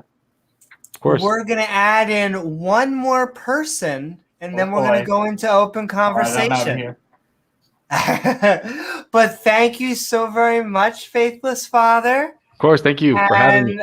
Absolutely. No, don't go anywhere. Don't just hang out. And We're yeah, hanging you out. don't have to go anywhere. Okay. I will say thank both you and Sinister because I'm just so interested. I know, me too. This is the weird yet awesome thing about certain religions create really tight-knit X communities. Yep. And I love because I am ex-Jewish, and because the ex-Jews don't really exist. There's just one. It's just me. I really like going. I like going to like all of the ex-Jehovah's Witnesses, the ex-Mormons, the ex-Muslim. Like they create really tight-knit communities, and a lot of them are, let's just say, atheist, non-believer friendly. Yeah. So I love them. And okay, so welcome both of you on board our Midnight Ranting, sending love. We're just going to get one more person on here before we go to open conversation. Thank you, Faithless Father. But Thank you so Jen, much. Hello. we are Midnight. Jen. Woo-hoo. How are you doing? And what are your thoughts tonight? Did Jesus come to America? Oh, that's what she said. Woohoo! Thank you for having me, Amy. Hi, James, and the new people that joined that I didn't catch your name yet. I think Jesus was ahistorical. So, no, I don't believe that an ahistorical person went to America. And I mainly wanted to ask the ex-Mormons who joined we a believe something. question. Go ahead. No, I was just saying we believe something together. That's so cool. Bird's I happy think- because he agrees with you. Yeah. I think in a lot of ways, I'm pretty darn skeptical. I was just wondering if the He's not a flat earther, at least. Yeah. If they were still religious at all, and if you want to switch over to open conversation, I don't really have much else to say, so I don't want to hog the. In fact, that'll do well to transition us. If you want to ask them questions with that, we'll switch into open conversation. Yeah, hey, I just wanted to know if you guys, whichever one can answer first, but do you still profess a religion? I'm gonna let him answer first because I have a feeling I should go get one of my hats. I don't want to jump to any conclusions. I know you're dressed up as the Pope here, but it's best not to assume things. No, yeah, thanks for letting me kind of clear the air on this for sure. I am not religious, and I don't profess any belief in any deity at the moment. Good for you. Yeah. I dress up like this because it's entertaining, and it kind of mocks, the biggest Christian religion, which I'm sorry if that's offensive to some. It's not. Don't worry about it. But You're she's a not the first pantheist. person So she that was I like, met who does. Oh, sorry. Go ahead. oh no, I was just saying I think she was like, come on, liberal or Now open-minded Sinister's theist. got her hat on too, so there you go. I'm sorry, So Jen. What were you pretty. about to say? You're actually not the first person I met on the internet LARPing in this fashion. A contact of Claire Caw named Jay, who I know you've all met Claire at this point and had the quote unquote pleasure, big grain of salt on that one, of meeting her. And Jay at some stage was so put off by her antics that he started indeed LARPing as a priest and trying to get her to return to the church. And he had the little white thing in the collar. What you guys know what that's called? I don't actually. I don't know any of these terms. I feel kind of bad. Talking about the thing that goes around the neck. Well, you know the white thing that's like there's a black Cossack, collar and or there's a little white thing that sticks out. cassock, or the thing the kids see and run away. Yeah, I'm not sure what that's called. Let me see if I can Google it.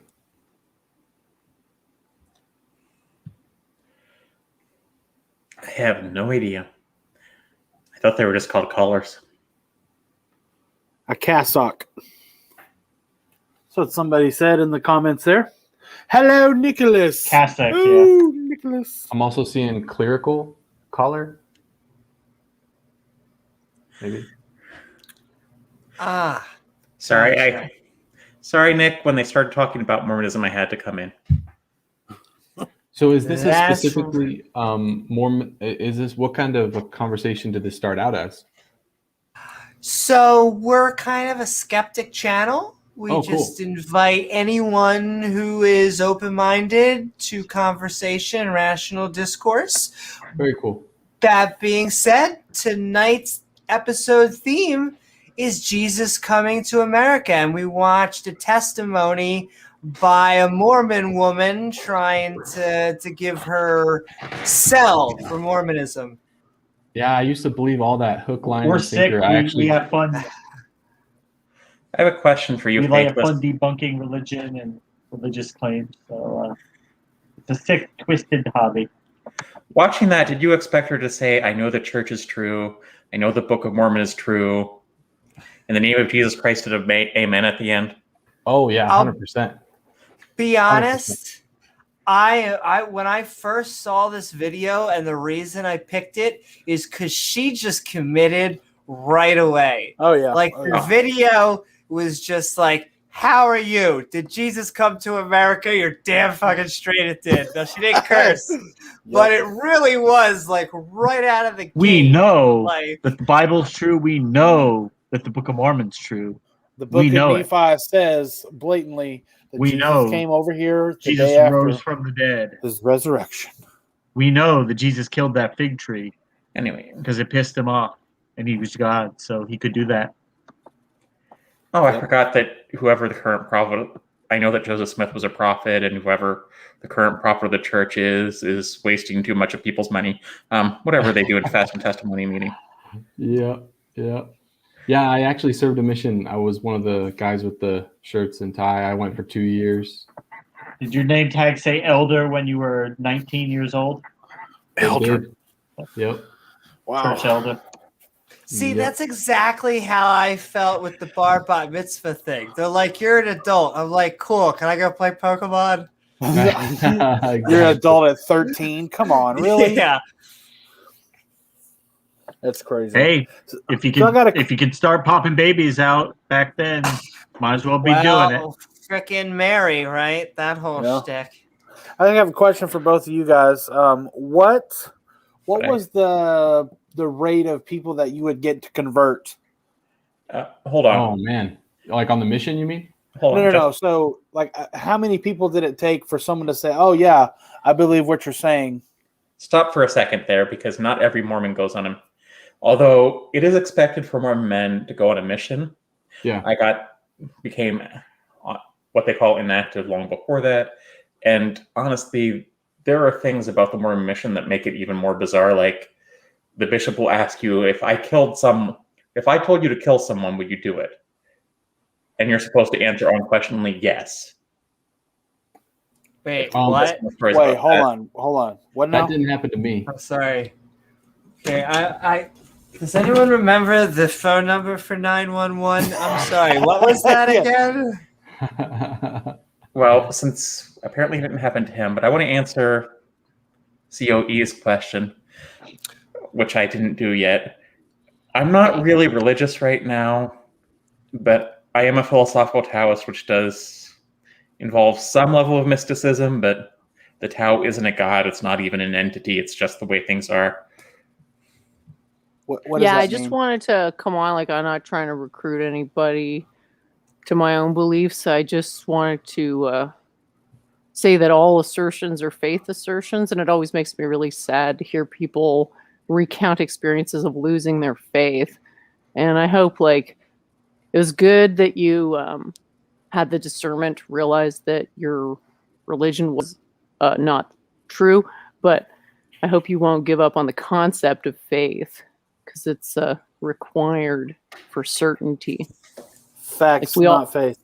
we all have, well, I'm drawing a difference between discerning faith and blind faith, right? Like the whole, would you kill someone if I said so? That's demanding an exhibition of blind faith, right? I'm pretty sure that's how they make ninjas. Like, that's a bad movie if they're telling you, like, or assassins. Leave the solipsism jokes for your own chat, Nick. Well, I will say, there's Nick. Come on, Nick, get in here.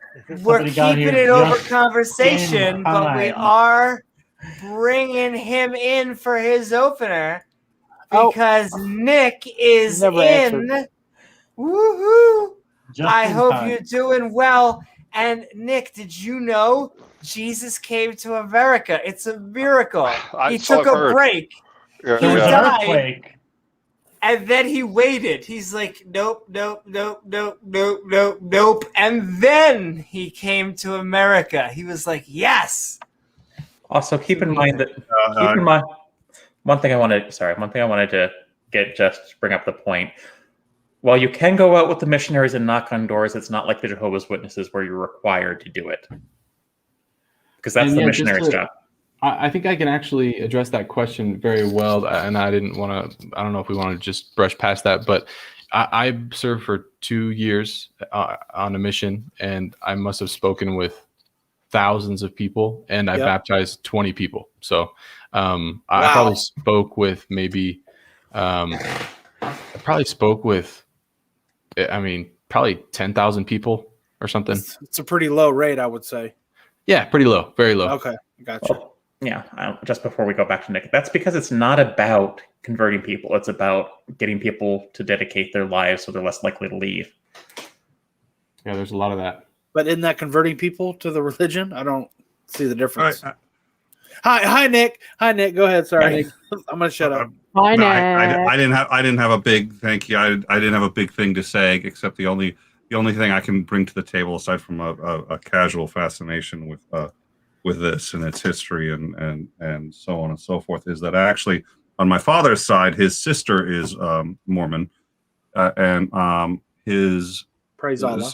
His sister, his sister married a Mormon minister who happens to be Mitt Romney's minister. So his sister is actually friends with Mitt Romney's wife and the whole 9 yards, which is just really interesting considering my proclivities, both in regards to towards atheism and working quite hard against Mitt Romney on more than one occasion. So it's interesting family dynamics, but I see them every year, a couple of times at whatever the family functions are, and it's they're interesting. They're interesting. Isn't it an odd time where we consider them to be such fringe beliefs, but at certain points it was Mitt Romney as the moderate guy going, "You crazy religious people." You're like, but where even are we in this country? Well, he's still. I mean, keep in mind. I live in Massachusetts, so he invented what is the blueprint for Obamacare. It was they called it Romney Care, but he built it in Massachusetts. So I do kind of like the guy in as much as he's a Massachusetts Republican. He's a little right even for most Massachusetts people, but he's still. He's the closest thing right now after the death of McCain. He's the closest thing to a moderate on that side. So, and he, you have to ignore what he did in regards to Bain Capital, what he did in regards to trying to remove all the campaign finance restrictions so that the organizations like Bain Capital could send him more money. But all that aside, at least he does have some integrity to him. So did Jesus come to America, Nick? Yes or no? No. Okay. He came to America as much as he came to anything else. So there was a book. He came into book form. There is a book that's in America all about Jesus. And if you take the Bible as Jesus is in every hotel room in the country. Well, not anymore. They took him out. Oh, not thank anymore. God. The Gideons are. About that. I did not know that. Okay. Nope. Oh, well, thank you. Jesus exists, Nick? And I think probably as a human being, was there a person who we now call Jesus who was probably some mad Jewish prophet? Sorry, mad Jewish preacher. Probably. I'm not 100. I mean, there's Carrier has some pretty decent arguments as to why he's skeptical on that. But having said that, I think the balance is still in favor of he existed, but not divine. Well, it's really not though. It's just, oh, here, I'll make you feel better for deluding yourself to the extent that you invented a guy. It's kind of like feeling sorry for people. I always like the Hitchens argument. I like Christopher Hitchens' argument for why he probably existed, which was that it. So the notion of the Messiah had, of course, existed since around the Old Testament days, and so what you end up having is this guy named Jesus, who was almost certainly born in Nazareth, who was Jesus of Nazareth, but in order for him to be the Messiah, he has to be born in Bethlehem. So how do you get him in Bethlehem if you're trying to retcon this genuine living person to be the Messiah? Well, the easiest way to do that is say his parents had to travel, and even though he lived in Nazareth, he was born in Bethlehem. Well, why would they be traveling? Well, for the census, but for the fact that Augustus had ended the census 4 years prior. So there's no real reason. And besides that, Nazareth was too far away from the center of Rome to be considered for the census anyway. So they wouldn't have had to go to the census, and they would have traveled for the census in the summer. So you're seriously telling me Jesus fits the profile of the OT Moshiach? No, he doesn't. What I'm saying is they had to retcon it to make him. Why would you have to retcon it though if he was fictitious? If Jesus didn't exist, you would invent somebody who was born and raised in Bethlehem. That's what you would do. But if Jesus was a real person who was born in the wrong place, because you're trying to make him the Messiah, but oops, he was born in the wrong place. When you're writing a book about him, you say, oh, no, yeah, he was from Nazareth. But hey, wouldn't you know his parents had to go take the census, and they happened to be traveling, and he was born in a... But the only reason to make up all that fiction is because there was, in fact, a real Jesus who happened to be born in the wrong place, so they got to make up all this stuff, even though, again, the census... That's not the only reason he wouldn't be considered the Messiah, right? You're not even addressing my point. And if they want to make up a fake guy, the easiest way to do that is to say, well, he moved around a lot. That's why there's no record of him. I don't think there is no record of Jesus. That's why. Well, that's what I was saying. The story is retcon, not for the reason you think, but to make it plausible that this guy would have had no evidence of him existing because he traveled right when he was born. But I think you're misunderstanding Nick's argument. I have something to add. Just a little nugget of info that you guys might appreciate. We love nugs. Go ahead. Nugs. Yes. So the Gospels are Mark, Matthew, Luke, and John, and the birth narratives are only found in 2 of those Gospels, Matthew and Luke. It's quite clear that Mark was the first Gospel written, if you subscribe to the 4-source hypothesis. For sure. And Mark does not have a birth narrative. And so according to B.H. Streeter's 4-source hypothesis, Matthew and Luke both had the Gospel of Mark when both Matthew and Luke were writing their narratives, their Gospels. But they did not have a birth narrative in Mark. And Matthew and Luke did not talk with each other when they were writing their own Gospels. And so that's why we actually see contradictions in both Matthew and Luke's birth narratives, because they weren't talking to each other, and they were making reference to a gospel that did not have a birth narrative. So that's why, and actually in Luke, we have what this gentleman was saying about the census, and then in Matthew, there's actually no mention of the census. And so in Matthew, it seems, if you read Matthew, it seems that Jesus is just from Nazareth. And then in Luke, it seems as if he's from Bethlehem, in my view. Anyway, just a little. Well, and even Carrier admits that the accepted historical position is that there was, in fact, a person named Jesus, and there are a couple of extra biblical references. There's Josephus and Tacitus, and so what he said is. Yep. And when was the letter J invented again? Well, they use the letter I in Latin. So it wouldn't be Jesus, would it? Well, Jesus' name was written. I don't think Jesus' name really had. Right? Because we have Christos, which means the anointed one. We have Yeshua or Jehovah. I'm not sure if that's the same entity. Forgive my ignorance. I'm sorry, but I'm not really sure how transliteration is relevant to whether or not the guy existed. Well, because we have to make sure we're referencing the same person. Like, was there a historical person who later their story was embellished? Well, wait a minute. English. I'm not even sure that English existed. I mean, the letter J. I mean, there's a lot of things that predate the English alphabet. The J is what we put it. So Christos wasn't actually his name; that was his title, because it means anointed one. So the question is. What does the translation say? But since all of this was originally in Aramaic, Greek, and Hebrew, I don't think whether or not J existed is, even if the English language didn't exist, this is a translation, and many translations don't accurately translate the sounds anyway, especially J is not a vowel, but especially since Hebrew doesn't have the vowels in the written form anyway. So what's the root of Jesus then? What do you mean? What's the root of? What were they calling Jesus back when the letter J didn't exist? Yeshua. Okay. Does that not right? Which would be a Y. I think it was with a Y. But let's assume. Pretty sure it's Yeshua. The sound if could easily have Jesus' existed. name was ever written, if it had the need to be written at all, which it probably didn't, it would have been in Hebrew.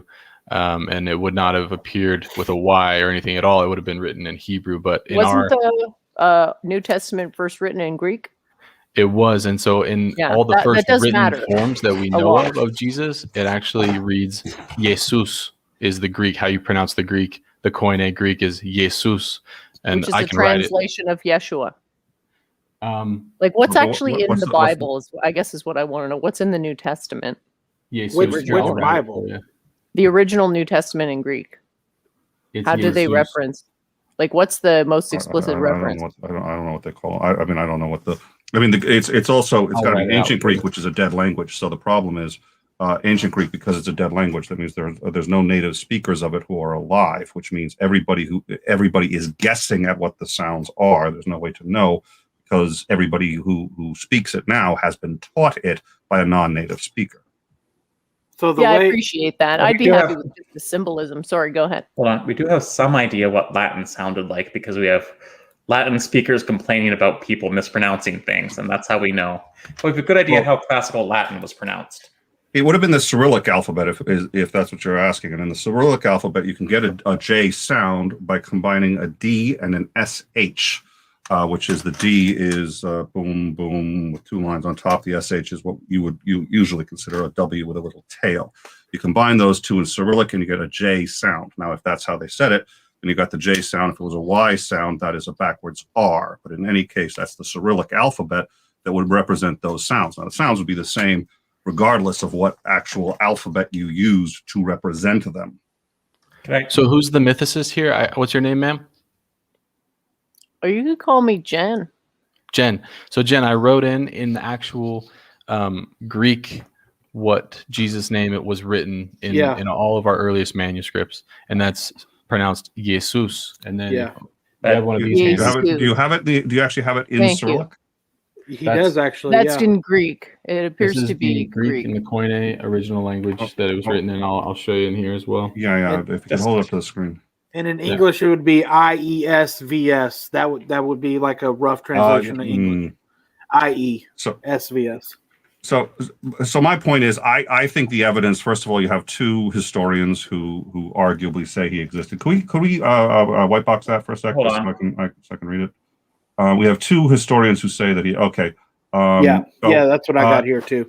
Oh Jesus, I've read the Tacitus passage in question, and Tacitus doesn't say Jesus existed.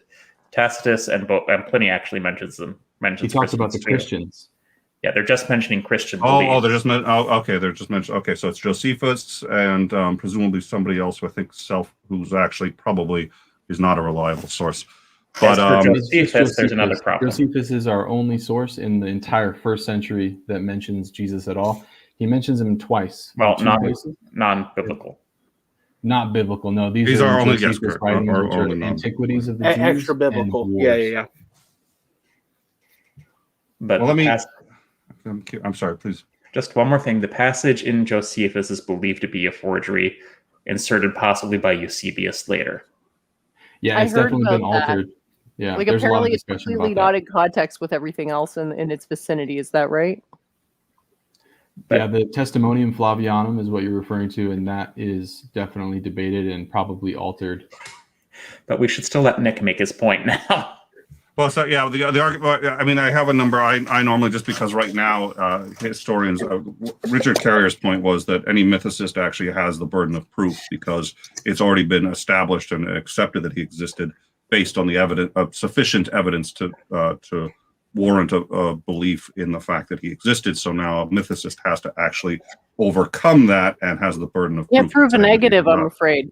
Well, that's not entirely true. I can prove that there isn't a black hole between here and the sun, but I still think that the evidence that I find most compelling is what actually got Christopher Hitchens to believe that Jesus probably existed, which was again the and there's a couple other falsehoods in the Bible that are written in such a way that it seems that they're trying to take a real person who doesn't actually fit the prophecy and coax them into the prophecy by constructing all of these ladders that you wouldn't actually have to do if you were just inventing the person whole cloth. And even what about the prophecy does he fulfill exactly? Because it doesn't seem like he fulfilled really any of it, because the prophecy spoke of a belligerent entity, and Jesus was quite peaceful.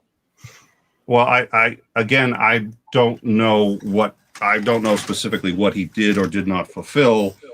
Even if he failed to fulfill prophecy, that would not indicate that he was a myth.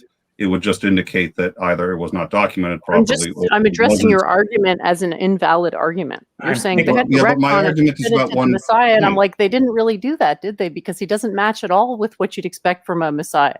I think you're getting hung up. Sorry. I think you're getting hung up on something that Nick isn't actually saying. He's not saying Jesus was the Messiah or the Jewish Messiah. He's just trying to explain that he was a real person. Perhaps was a real person. Well, yes, that I suspect he was. I think the chances are probably about 60 to 70% that he was real, which isn't, by the way, spectacular odds, and that was what Carrier's Bayesian analysis came up with as well. But the thing is, because my point is I have one piece of evidence, saying all this negative evidence does not actually contradict that one piece of evidence. Well, if there's an incentive to lie, then the burden of proof is on the person who's benefiting from the thing that's contested. If there's an incentive to lie, okay, there is an incentive to lie, right? Because Christianity, the authors of the power structure that controlled Europe for quite some time with an iron fist, genociding anyone who denied the religion. Okay, but that's not what they couldn't have known there. When they wrote the Bible, they couldn't have known that they were going to do that. So there was an incentive to lie, and I agree. That's your assertion with no evidence, right? Like I don't know where you why you to mind read these. Wait. So how do you know what they were thinking? I didn't say what they were thinking. I said what they knew. I said they could not have known that would happen, and you just said that's an assertion without evidence. So are you? Well, no, because you said that that's the reason they would lie. That can't be the reason they would lie, because they would have to look into the future. I agree with you that a reason they would lie is for power and because they were hoping to gain power. But saying that the reason to lie would be to do all of these other things, and it's a level of precision that's important because we are talking about their motives, and the motives have to be based on who and what they were at the time they wrote it. And while I agree it was control, I disagree it was, we're going to conquer and do all of these other things, because they couldn't have known that that's what was going to happen in the future. So I think we should limit the motives to what the motives could have been as they were writing it. I could just read the text and infer a motive. So by saying that eating from the tree of knowledge curses you to the world of the demiurge, which is all suffering, that's saying that knowledge is bad. That's not a very tough thing to read between the lines of. So that tells me malicious intent.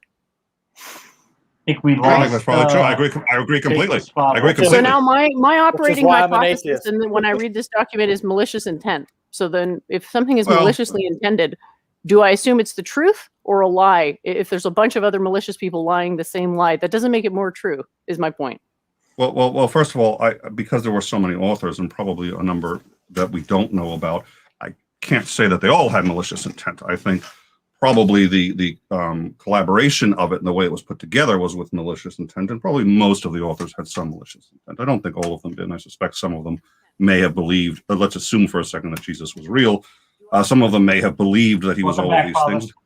And they certainly wrote it after the fact. So they may have had false memories. They may have invented a whole bunch of stuff. And they said, I want to tell these stories for positive reasons, which some people do. I'm not even trying to say they all had malicious intent, because if you profile any movement that's ideological, you realize quickly that most people are naive, optimistic dupes. Well, you said the Bible had, you said the authors had malicious intent. But there are malicious intentions. They're just not espoused by everyone, right? There's some people who are just naive. Yeah, I think the general intent of the Bible, I would argue, in the way that you've laid it out, is malicious. I would concur, yes.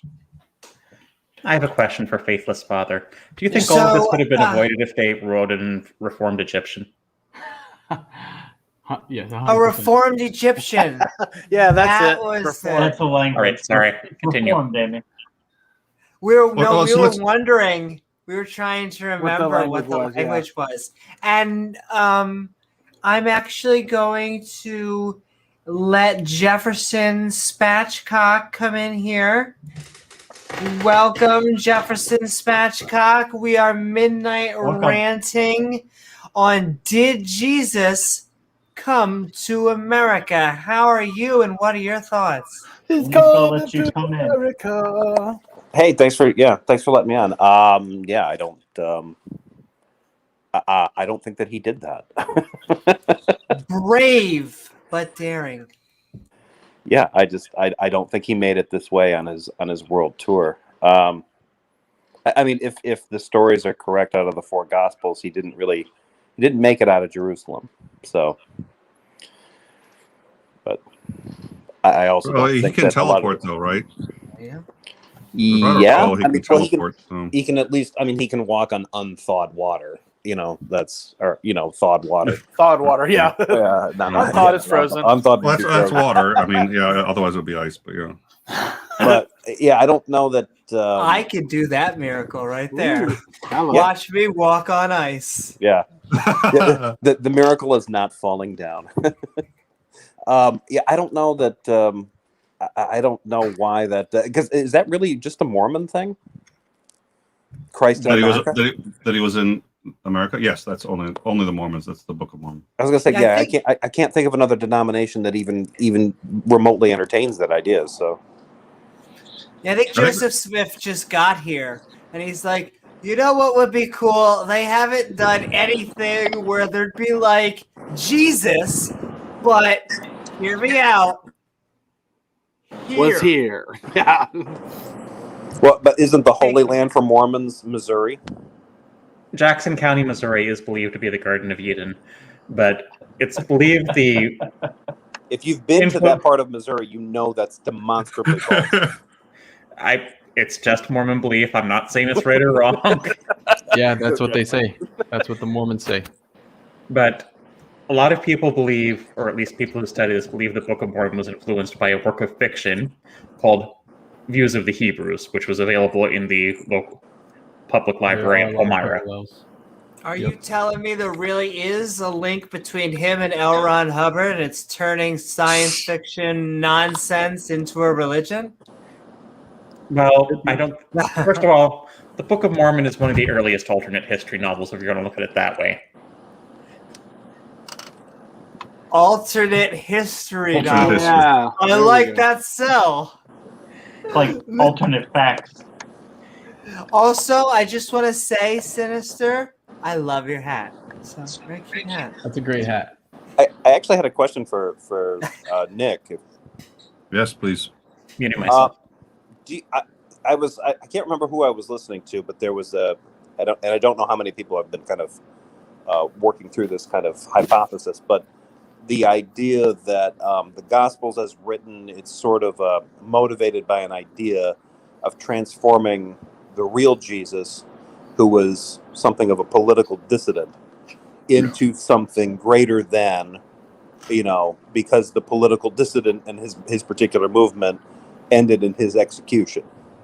And so it was transformed in these folk tales to it's more of a theological claim that no, he wasn't here to do any of this stuff in real time. He was this Son of God, and he was bringing salvation to mankind, kind of thing. Have you heard anything like that before? Or? Well, that's sort of where I stand on it. I try to give as much charity to the other side as possible, and I am an anti-theist, so I'm generally opposed to these kinds of things. And as much charity as I can sort of seem to muster on this is that he probably did exist, and that he was probably he said a lot of really cool things, and probably and things that also take context to understand. Coming in on a donkey into town was extraordinarily controversial at the time, because the Roman emperor would come in on a horse with the whole 9 yards, and he's coming in on a donkey. He's making fun of what's his name? Making fun of I want to say Pontius Pilate, maybe no, because Pontius Pilate's the one. He's making fun of the emperor of Rome. So he gets himself into trouble. He gets executed. Tiberius Nero. Yeah. And then years after the fact, 20 years after the fact at earliest, a bunch of people, who don't remember it well. I mean, memories change after 20 years, and the stories grow, right? It's a game of telephone, right? They're all saying, oh, did you know he did this, he did this, he did this? And I said, he was such a great guy. Let's codify it. And by the way, he kind of seems like he could have been the Messiah. Let's coax him into the Messiah. And I don't think any of them had any idea. There were so many religions. And if you take a look at Daniel and try to get Daniel to land on any number of dates to predict the death of the Messiah, 33 AD is in fact one of the dates, but you can land on about 100, 120 different dates, and there are many people who there's still some sects of you can't call it Christianity, but whatever would be next after it's Messianic Judaism, where they think there was the Messiah, and it wasn't Jesus, it was somebody else based on whatever. And so I think then it just kind of, this one is just the one that happened to take hold for any number of reasons. A lot of people really liked this story and they started to believe it, and then all of a sudden Christianity takes off. But it's all based on just some regular Jewish preacher who caused a lot of trouble, had a lot of people who really liked what he had to say, but troublemakers often do have a pretty fanatical following. And they coaxed the writings to fit so that they could say this is who he was, and then by the time it gets to Constantine, he's just like, yep, we're going with this one. All right, 2 questions. One, I've heard other people put this idea forth. I don't know if there's any evidence for it, but the idea that the stories that the biblical Jesus is actually composite stories of different people. Yeah, that's what I was getting at before, because this Christos idea, I'm pretty sure, is based on Krishna, which is a man from India who was viewed by his followers as God incarnate.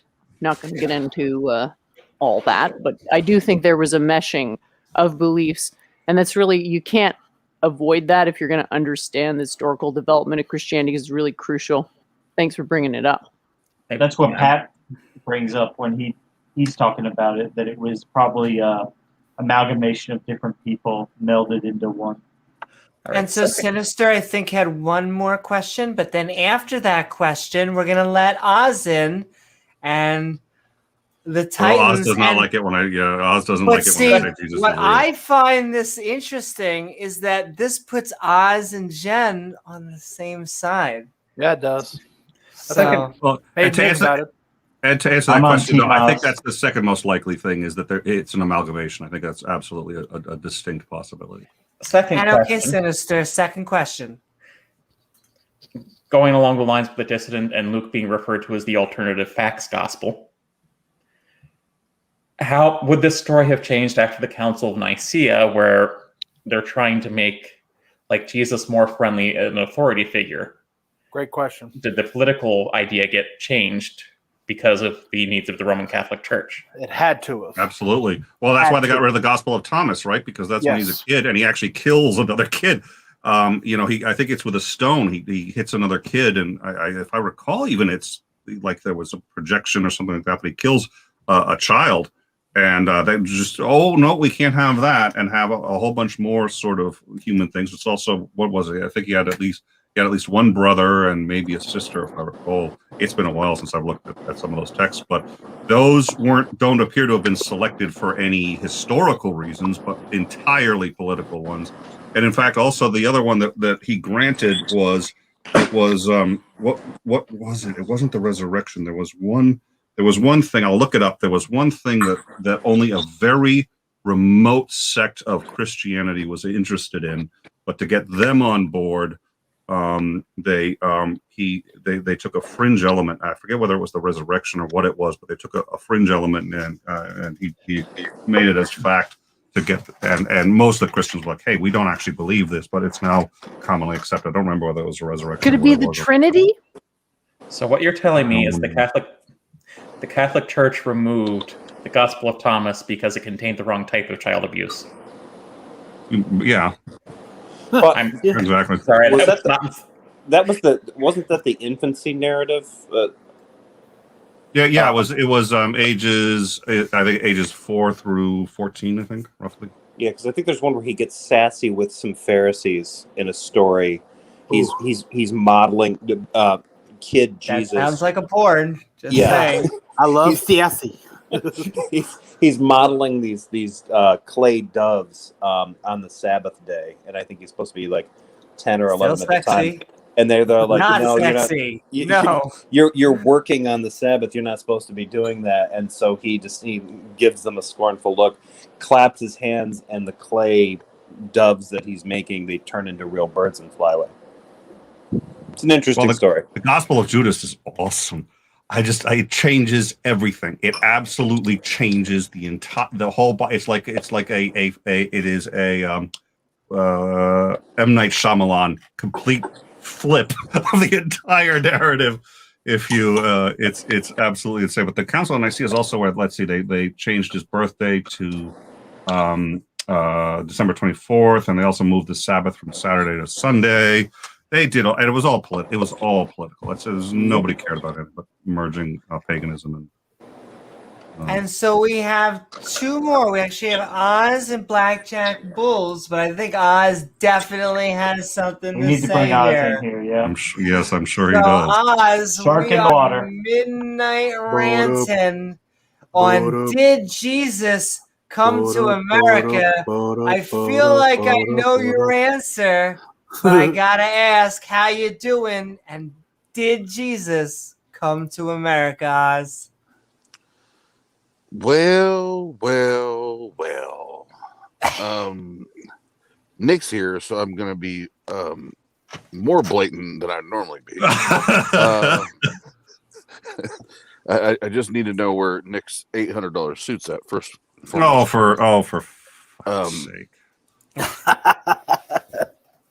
But I am well. I hope everybody's doing well. Anytime I see Amy having an episode where the particular name of Jesus is involved, I feel like I have to jump in. I feel like I have to jump in. In order for Jesus to have come to America, Jesus would have had to have existed. I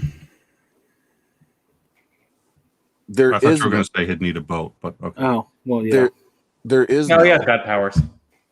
There is no, was no, and will never be any Jesus of Nazareth, or Jesus that was of a virgin birth, or Jesus that resurrected, or like that's all mythology. That's all make-believe, folks. And if you've never heard that before, I apologize for the people you've had in your life up to this point.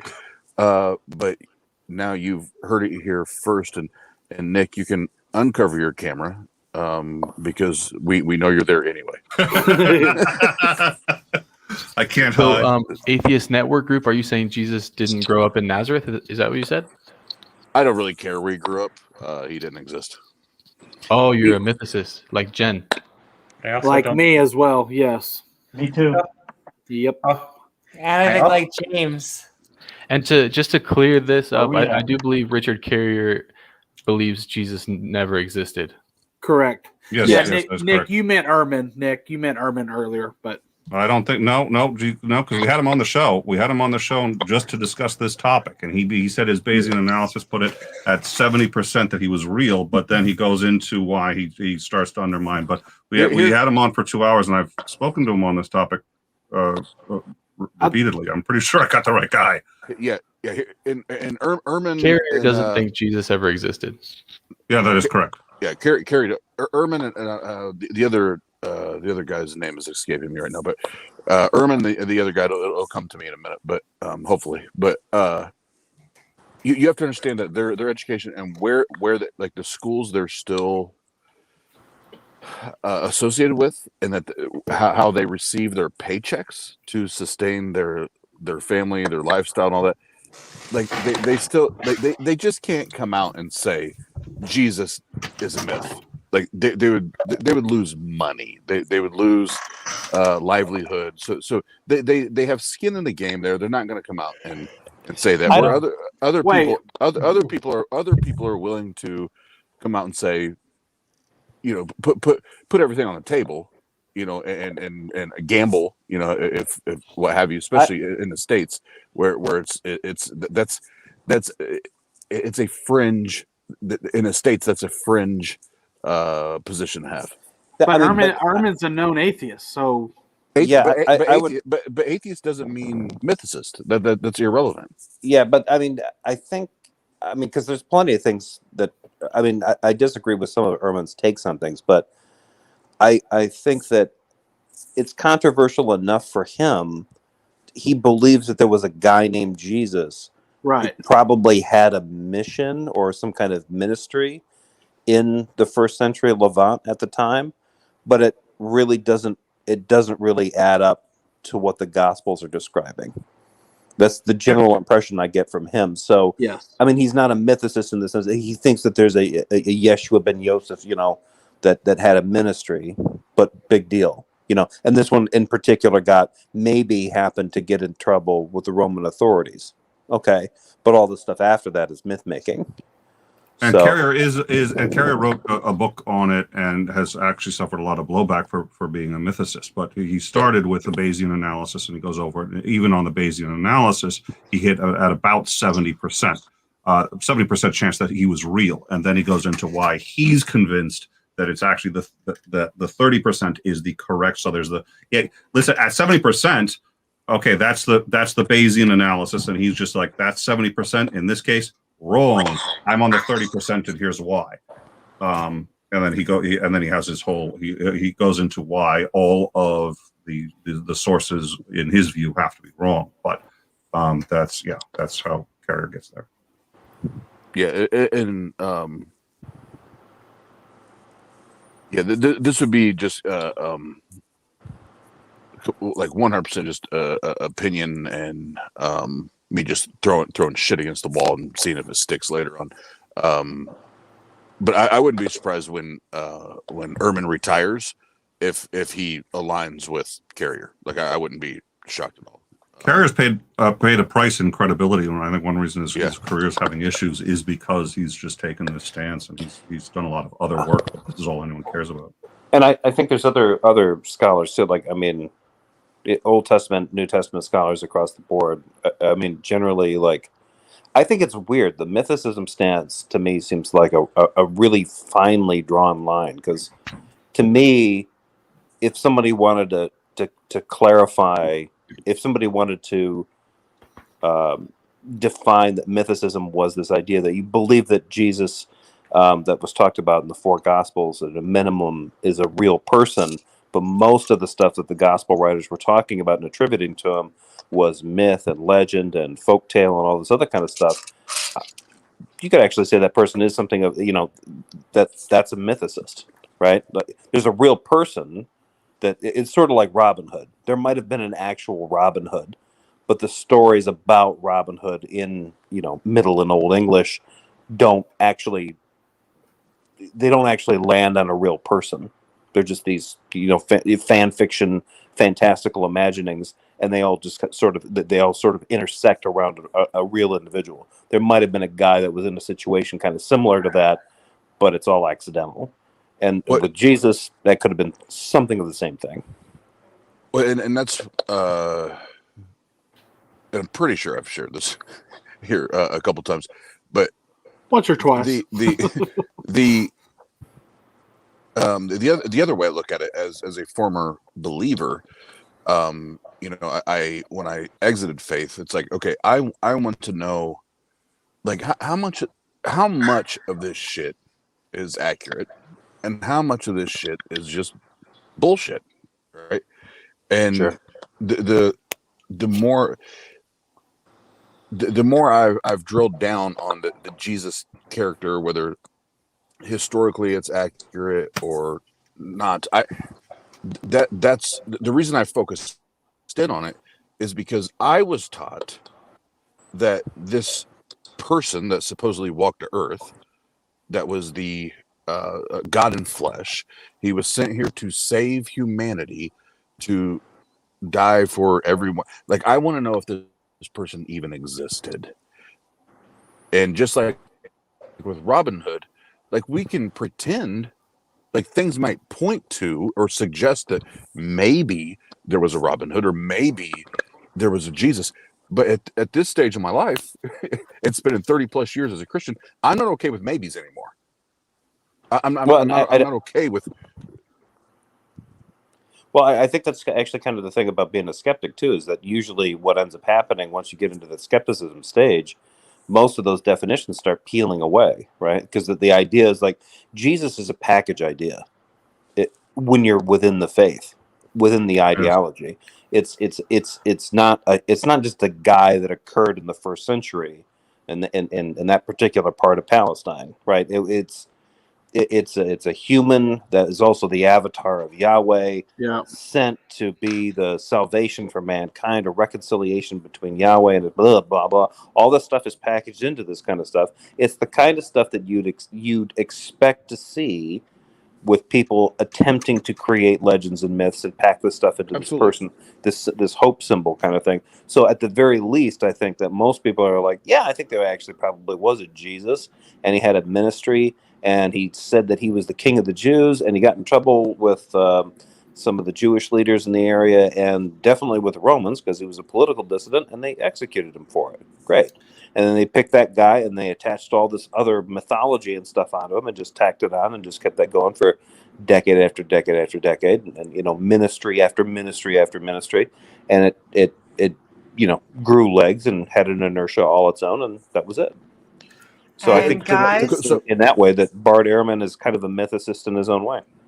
I'm gonna let Oz have one more point, and then we're just gonna get our test person in. Well, one more point. I'm still waiting for the first cogent one out of this man, but please, let's go for it. Shots fired! Shots fired! Let's go, Oz. We're all waiting to hear it. Let's. You have an excellent point, Oz. Indeed, it must be hard to find a hat that sits upon it. Let's go. Oh wow.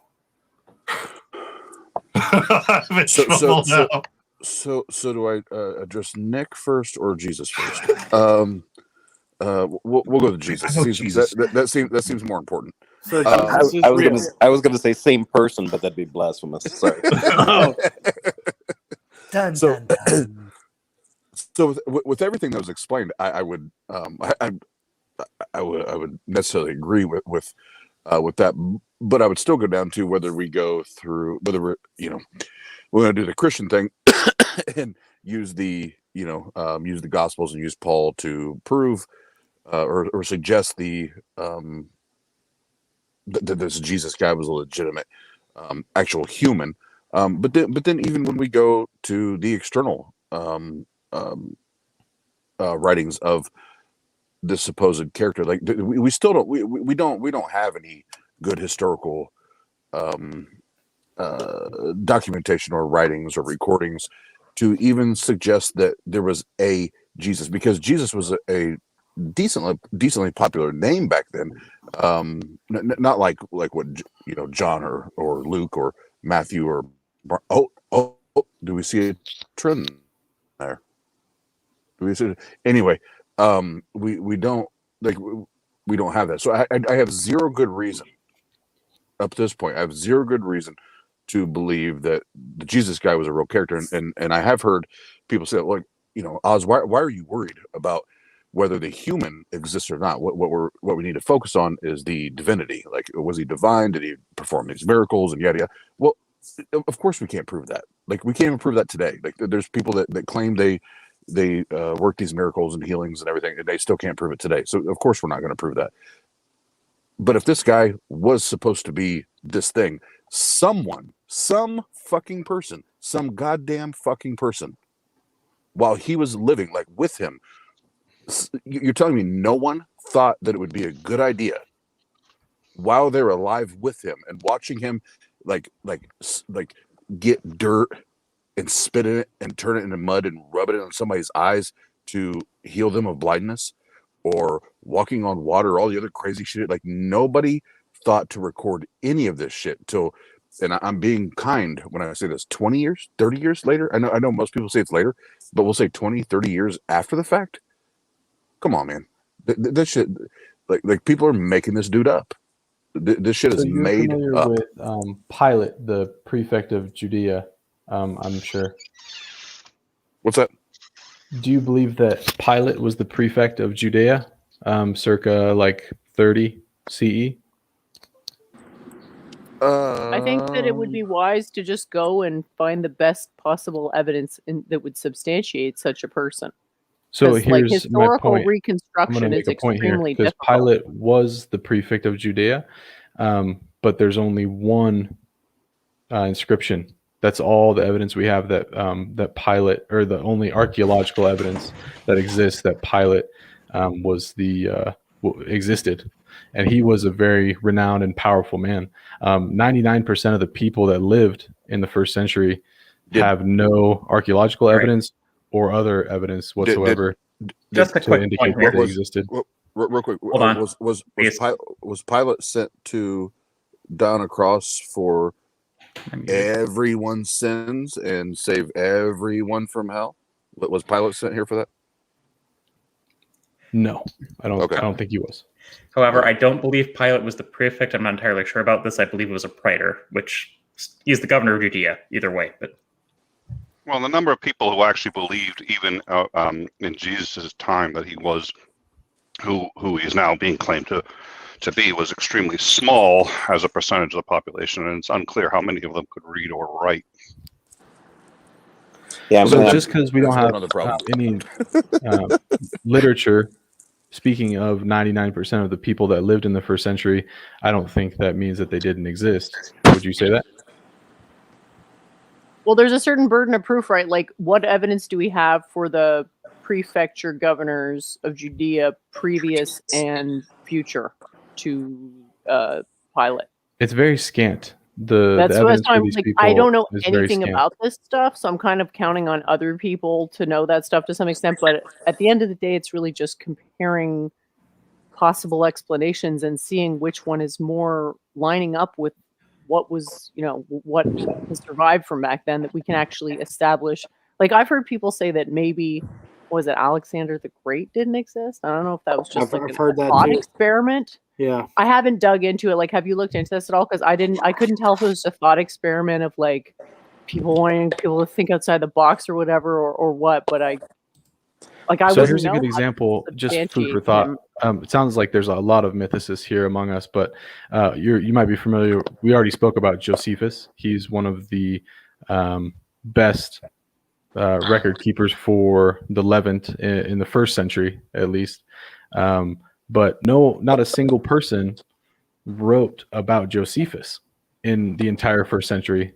But he definitely existed, and he was the most notable historian of that area of the first century. So that's also something to keep in mind. Well, culturally, mention him, but Tacitus is second century. Culturally, there was a very big difference too, because keeping things for posterity is only a reasonably modern concept in terms of actually taking that seriously. Back then, the notion that people in the future would care about what people were saying now really was not. Nobody considered that. Yeah, and posterity. Why do Christians have to burn so many libraries down? Yeah, damn them. Yeah, but again, in part, I suppose, because the end is coming soon anyway, and they're against knowledge. It's another reason they may not have written it down. The Romans were meticulous record keepers, which is why we know there was a governor of Judea named Pontius Pilate. But if I recall correctly, his dates don't match up. And if I may make a total tangent here that's only marginally related to the topic. One of the things as an ex-Mormon that happens if you move out of the church is that people try to convert you to like their form of Christianity, and then they expect you not to apply the same standards of history you applied to the Mormon church to Christianity. Don't do that. Agreed. Agreed. And on that note, we're going to bring in the 10th person. We're going to keep on having more open conversation. In fact, we're going to go for about another 30, 45 minutes until our outros. But Blackjack Bulls, we are Midnight Ranting on Did Jesus Come to America? That just sounds like a hot sentence. I hope you are doing well. Hey, how's everybody doing? What are your thoughts? What up? We're doing all right. How are you?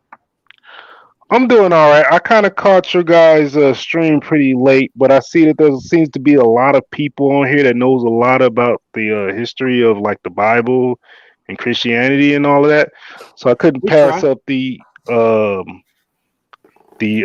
chance to ask some questions, as I don't know as much as you guys probably do.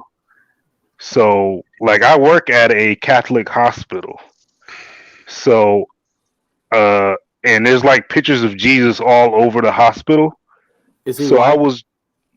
I was wondering, given that there's like no evidence that Jesus was white and most of it points to him being black, I was wondering, is there any reason to say that he was a person of color, or that maybe that, because it seems to me like the Catholic Church tries to portray him as a white person because to me it just seems like a form of white supremacy to say, hey, your God is a white man, and it just perpetuates the idea that, you know, black people are inferior when you have this deity that's white, even though there's no evidence pointing to him being white.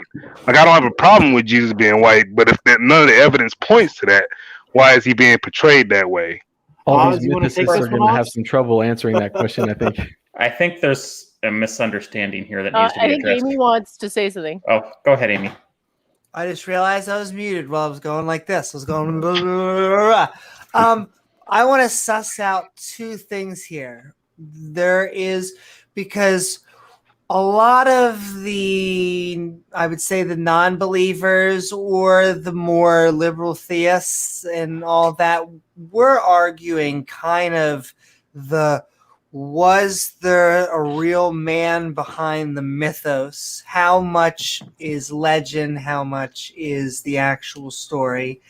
And what they're doing is a completely different thing over here, which is like, if Jesus existed, he definitely was around the Mediterranean and Semitic and darker skin and spending a lot of time out in the sun. They're whitewashing it completely. You know, Jesus wasn't Germanic. He did not have blonde hair, blue eyes. Love people with blonde hair, blue eyes, and I love people with dark skin. He was probably closer to the people with dark skin if he existed. So we're almost having two different conversations. You could say, if he existed, would he have probably been a person of color? Yes.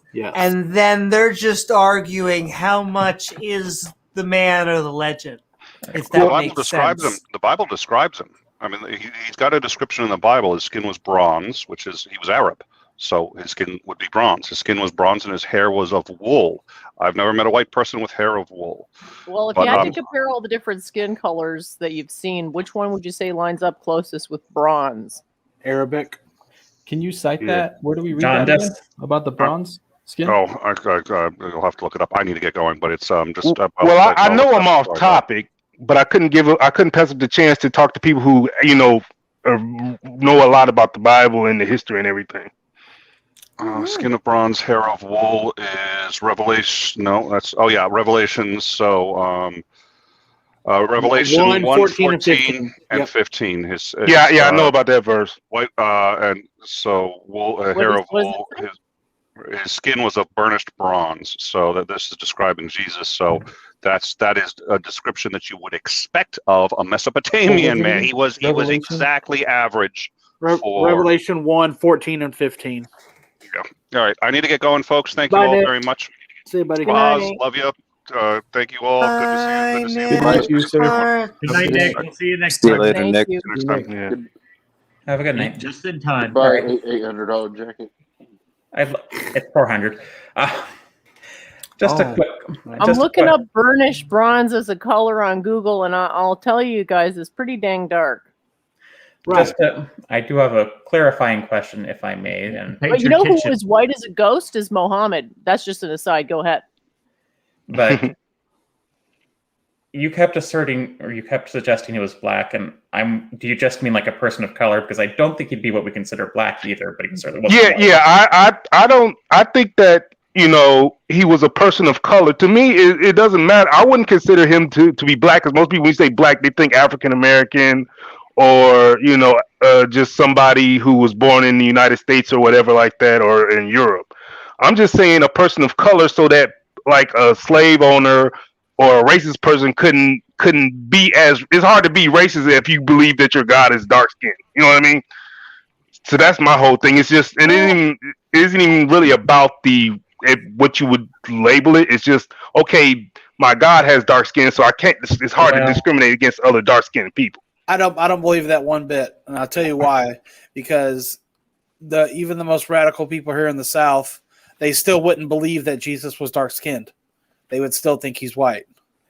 Right, but they don't care about I'm the just going to truth. read these verses in Revelation real quick, just so we can not skip over. Sure. Stuff. In fact, I was gonna give me 1 second. Can I ask a clarifying I'll do question? you one better. Sure. While you do that, I'll do this. You're saying it's hard to be racist if your God has black skin. Do you mean it's hard for people with lighter skin to be racist if their God has dark skin? Because I've known in my internet travels one particular person who is really racist, but not light-skinned. What I'm saying is it's hard for you to say that someone is not your equal because of the color of their skin if you believe that the God that you worship was dark skinned. That's all I'm saying. But if it's a bit hard to understand what the point of that is. It's hard for me to follow your line of logic. See, I think I understand what he's saying. It would work with theists. Yeah, it's hard because this is a non-believer channel, or not a non-believer, but skeptics.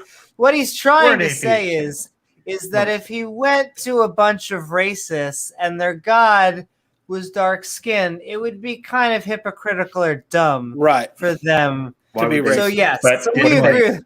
Anybody with dark skin. We just can't help it because we get a lot of Christians on here who come on and try to defend the nice slavery. So time in and time out. I'm just gonna read this verse in Revelation and just clarify. I don't think there is any verse in the Bible that describes the skin of Jesus. The verse that has been referred to in Revelation is very visionary, and even at that, I'll read the verse that was referred to. 7 heads or stuff like that. Yeah, I agree with you. Verse 14 says, "His head and his hairs were white like wool, as white as snow, and his eyes were as a flame of fire." But this is very visionary and most likely Super Saiyan almost. Yeah, like a Super Saiyan, exactly. Pretty like much. that. I mean, that's what I'm thinking. Whoever wrote John, I think there's a man named John that probably wrote this. John the Revelator. Well, I don't think it was the Apostle John, but no, that's kind of a different John. Probably. But he's seeing in his vision, he's describing a Jesus that has died and that has come back from his state in heaven or something like that. It probably, even if this did refer to Jesus, it would be in a visionary form, not his mortal form. Yeah, I actually agree with you that the Bible doesn't claim that he's black. I'm just saying that there's no evidence pointing that he wasn't. And there's a lot of it doesn't. Your best No, it doesn't evidence speak that he about would have his been skin black, color. right? Like, are you talking about the references to places in Ethiopia in the Old Testament? Is that your argument? He's just saying, why is he white by default? That Jesus would not be Because white. Jesus I didn't think we exist. agree with you. Jesus No, didn't I'm not. exist, and he was presented as white to white people so that he would seem more familiar Right. instead of a foreign terrorist, which is what he is.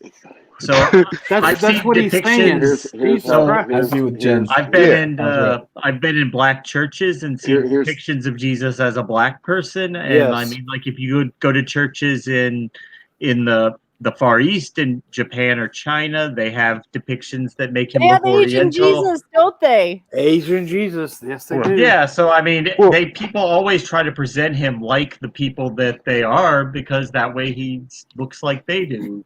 Right. Look, I know that there are like black churches that do have black depictions of Jesus, but most of them have pictures of white Jesus. They don't have black Jesus. I grew up in the black church. Even in black churches?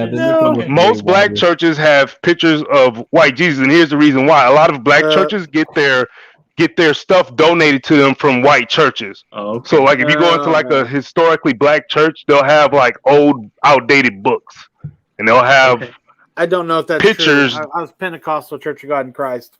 I would say no to that one, but that's just me and my experience.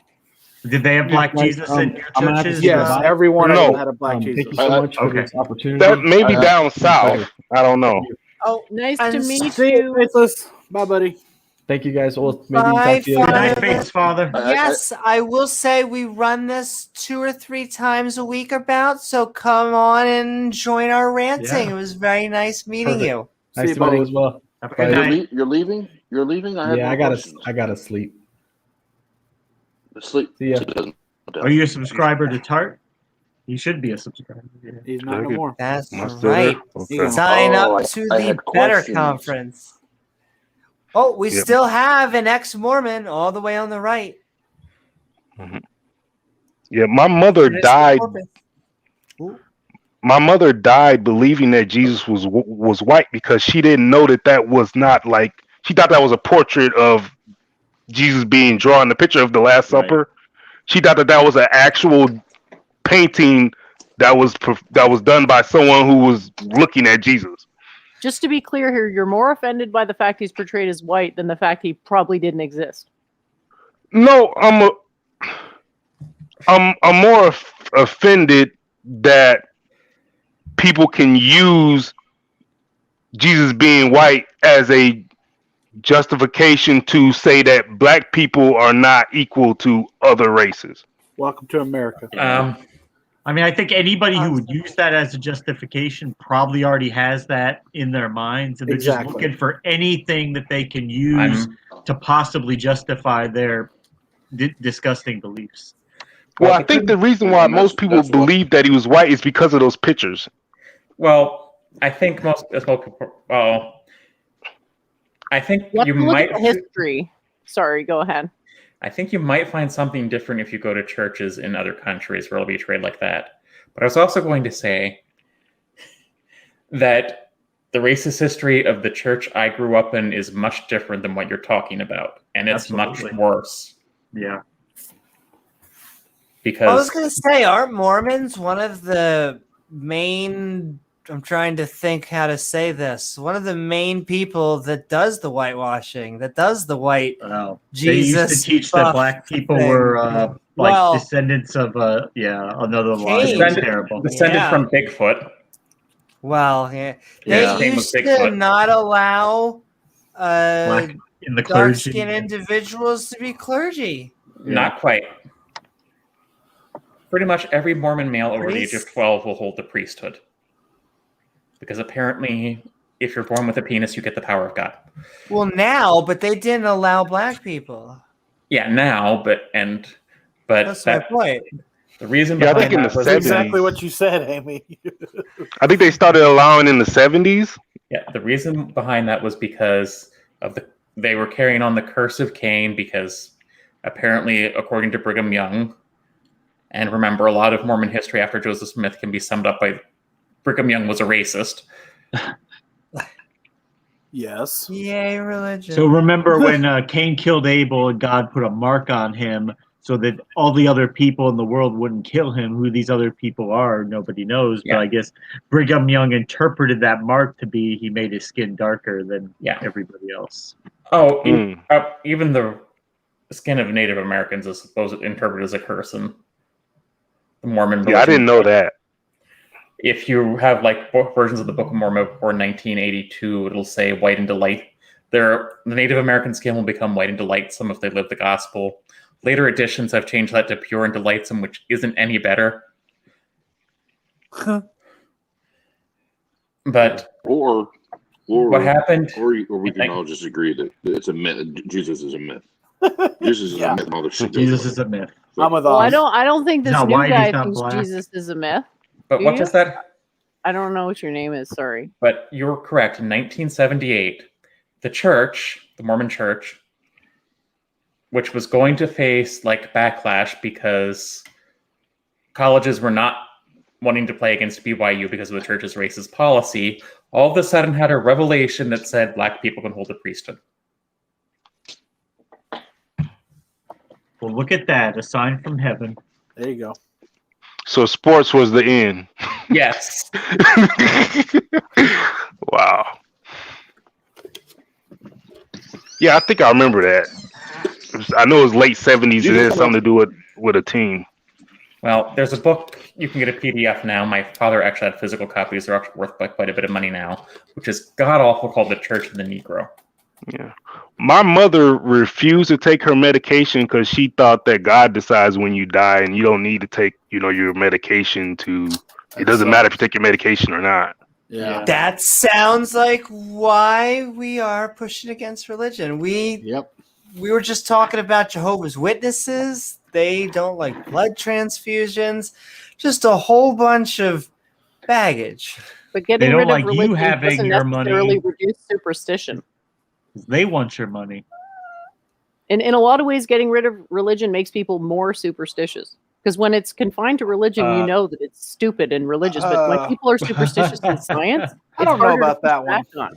Hold on. Confined. It's not like a raptor. Like Getting rid of religion, I'm way less superstitious.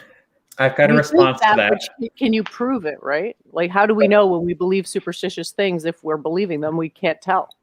Got a response But how to do that. you get from believing one less superstition to that not being one less super? It's almost like a tautology by not believing one less superstition. The idea is, are people superstitious, period? And no matter what we tell ourselves consciously, we're going to continue to be superstitious. Cover your We could ears. be less superstitious. Yeah. We can't, but how do we know that? It seems like we could be. Because I'm telling you, I'm less superstitious. So that's it. Cover your ears. I'm warning you. Go ahead. I've got upside down. Citation needed.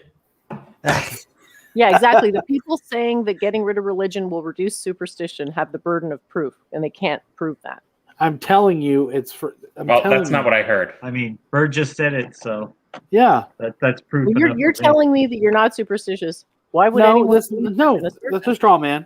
I said I'm less superstitious because I left religion. Okay. Because of logic and reason.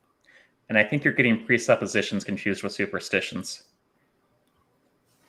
Sorry, what would you say people are superstitious about generally that are not religious? Well, what is superstition? Everything. Is wanting to, is believing that things that you can have some control of the future, by what you might call paranormal means. So you get an example of, like, if you spill salt, you have to throw it behind your back. I don't even know where that one comes from, I'll be honest with you. But there's also, like, don't walk under a ladder. Why do I remember that one? To be honest, I don't even know where these things come from, but these are basically, it's kind of like, why do people gravitate towards astrology? Well, because they want to delude themselves into believing they're taking control over their destiny, but really it's LARPing. Because if they want to take control of their destiny, they would actually figure out how stuff works for real, right? Rather than get distracted by superstition. The question is, to what extent do these residual superstitions inform the things we tell ourselves now aren't actually rooted in superstition? Like, for example, modern physics is based on particles existing. We don't have any good evidence that particles exist, though. What? We have actually more evidence disproving that particles could possibly exist than we have. Sounds like another debate topic. There we go. I was just saying that, like, just because you think you're not superstitious doesn't mean that you haven't just subconsciously adopted a whole other set of superstitions. I'm not saying it's you in particular. I'm saying this is something we all do. Like, there's a lot of women who leave Catholicism and take up something called Kundalini Yoga, as taught by Yogi Bhajan. But they're just that I was a sex freak. What do you mean? We have plenty of Catholics in a way. Like, the way they structure their beliefs is still what you'd call like equivalent to Catholicism, but they've just changed the titles of the structure of the belief. Sorry, go ahead. Whoever's going to talk. Kundalini started the yoga thing just so he could get laid. I just can't think of anything that I'm superstitious about. How do we not have proof of particle physics because we actually have particle accelerators? Here we go. Here we go. We don't have any evidence that the things that we're calling particles are actually particles in the sense that we define them, which is a particular geometry. Like a point particle is a dot, right? It's a zero-dimensional object. But that's just how we conceptualize it. I think you may want to talk to a physicist because I am a physicist. To what extent is our conceptualization deviating from the reality is something we haven't considered. Sorry, Amy, I think you're trying to talk. Are you a particle physicist? She's so when I think of something, I'm gonna. That is. What? Like I said, that's gonna be. I think we're gonna have to have another debate me, brah. Though actually, I think the second debate me, brah, is going to be Claire. I think Claire, we're trying to get. Is a theocracy a good form of government? Which is to me like, I know. Who's gonna take the other side there? Yo, the question is how many atheists can I get to jump on this? It's really going to be who am I gonna?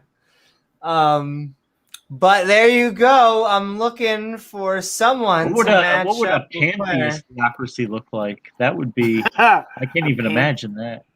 But if I'm wrong, I don't want to debate it. I just want to know that I'm wrong, and that's just pantheocracy.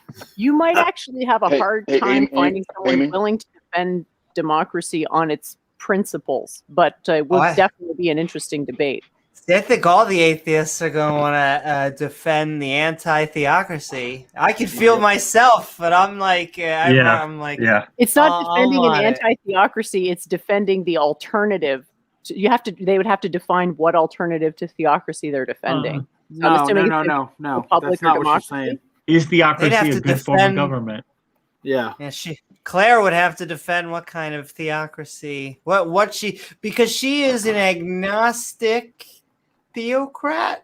What? Hey. Okay. You're good, Amy. She doesn't think it's true. She just thinks it's better if people follow it. Oh wow. Okay. Yeah. Okay. Because crime would be less, even though I think secular countries do a lot better in that regard than theocracies, but where they're executing people for blasphemy and apostasy. Yeah. You know who did a good job was Mark with Claire.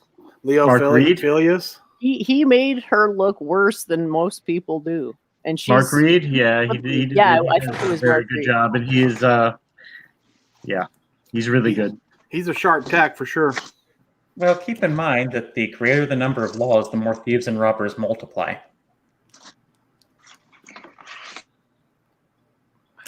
Yep. That's also what happens when you put more people in a room. They tend to multiply. Especially on bunnies. Big Brother. Yeah. All I know is if you have 23 people in the room, the odds that two of them share their birthday is around 50%. Is that true? Oz is a myth, yeah. I mean, apparently, Pasta Mike just said it. Yep. Oz is a myth. Must be true. I read about it. Josephus didn't write about him, did he? I haven't seen anything in Josephus about him. He's in Tacitus. And Livy mentions him. The Gospel of Thomas. I do want to ask real quick. I thought you were talking about Oz and I was being snarky. Sorry, go ahead. Go ahead, Oz. Is there not a and you correct me if I'm wrong. I'm willing to be corrected. Is there not a distinction or a difference between somebody being superstitious and someone believing that they have a justified true belief? Because usually theist is a justified true belief position, not a position of just purely superstition. So I think we might be missing a point there but I could be wrong. No, I didn't get to the full explanation. Sorry, go ahead. I think for some of us, we have different definitions for things, and I think what she means are presuppositions, things we have to assume are true for no good reason. Like a good example in math is the reflexive property. Anything is equal to itself. You can't prove it, but it just kind of makes sense, doesn't it? And it's not a superstition, it's just, it seems to be true, but how do we prove it? Like other minds, like Sunflower, when he comes in with that, you can't prove other people have minds, so therefore I get to assume God. It's like basically what we're doing is deluding ourselves into thinking that we can predict the future, okay? Because part of our evolutionary strategy is higher intelligence. So we're modeling things such that we can predict the future with enough accuracy so as to have a successful outcome. And you could call and the beliefs are the things that allow you to speculate as to what will happen in the future. You do this subconsciously. It's like when you sit on the toilet, you're expecting a certain thing to happen, right? Like you're anticipating things, like when you eat food, you're like, I'm going to be full after this type deal. Okay. But anyway, so a superstition versus a legitimate belief would be like, we have these random models that we've evolved through survival / being bred for intelligence that predict the world. The question is, do they actually reflect the state of the world? Because then when these ideological constructs come into conflict with each other, they create what appear to be paradoxes, right? I'm not sure I understood A that. situation where paradox. Thanks for a paradox. one of both statements, essentially a situation where both assertions of fact, quote unquote, can't simultaneously be true. So the superstitious belief is more like beliefs are on a continuum between objective truth, but we can never quite get to objective truth. A continuum between that and total superstition. Total superstition would be like the domain of astrology. You read your little thing in the newspaper, but it never really tells you what's going to happen. It just sort of comforts you on some level, right? Like I've read my own horoscope before. I don't know why I was doing it, but it wasn't because I thought it was going to come true. It was some other human need, right? Because it's funny. I checked the weather report and they said rain, but it didn't come. Yeah. But see, I want to go the Matt Dillahunty route of fulfilling prophecy, which is, okay, so I call a pizza place and I put in an order, and the pizza extra arrives. ham and pineapple. Extra pineapple. What is that? Is that my fulfilling prophecy? Aren't I able to look into the future or No, make a world that's coherent? What you're doing is induction because you've done this before and you're assuming based on past events. It's not a superstition. It's just, if I do this, this is probably going to happen because this has happened every time I do this. Oh, well, I knew you would agree with me. I really want to know under Jen's world. I think we can make a coherent prediction.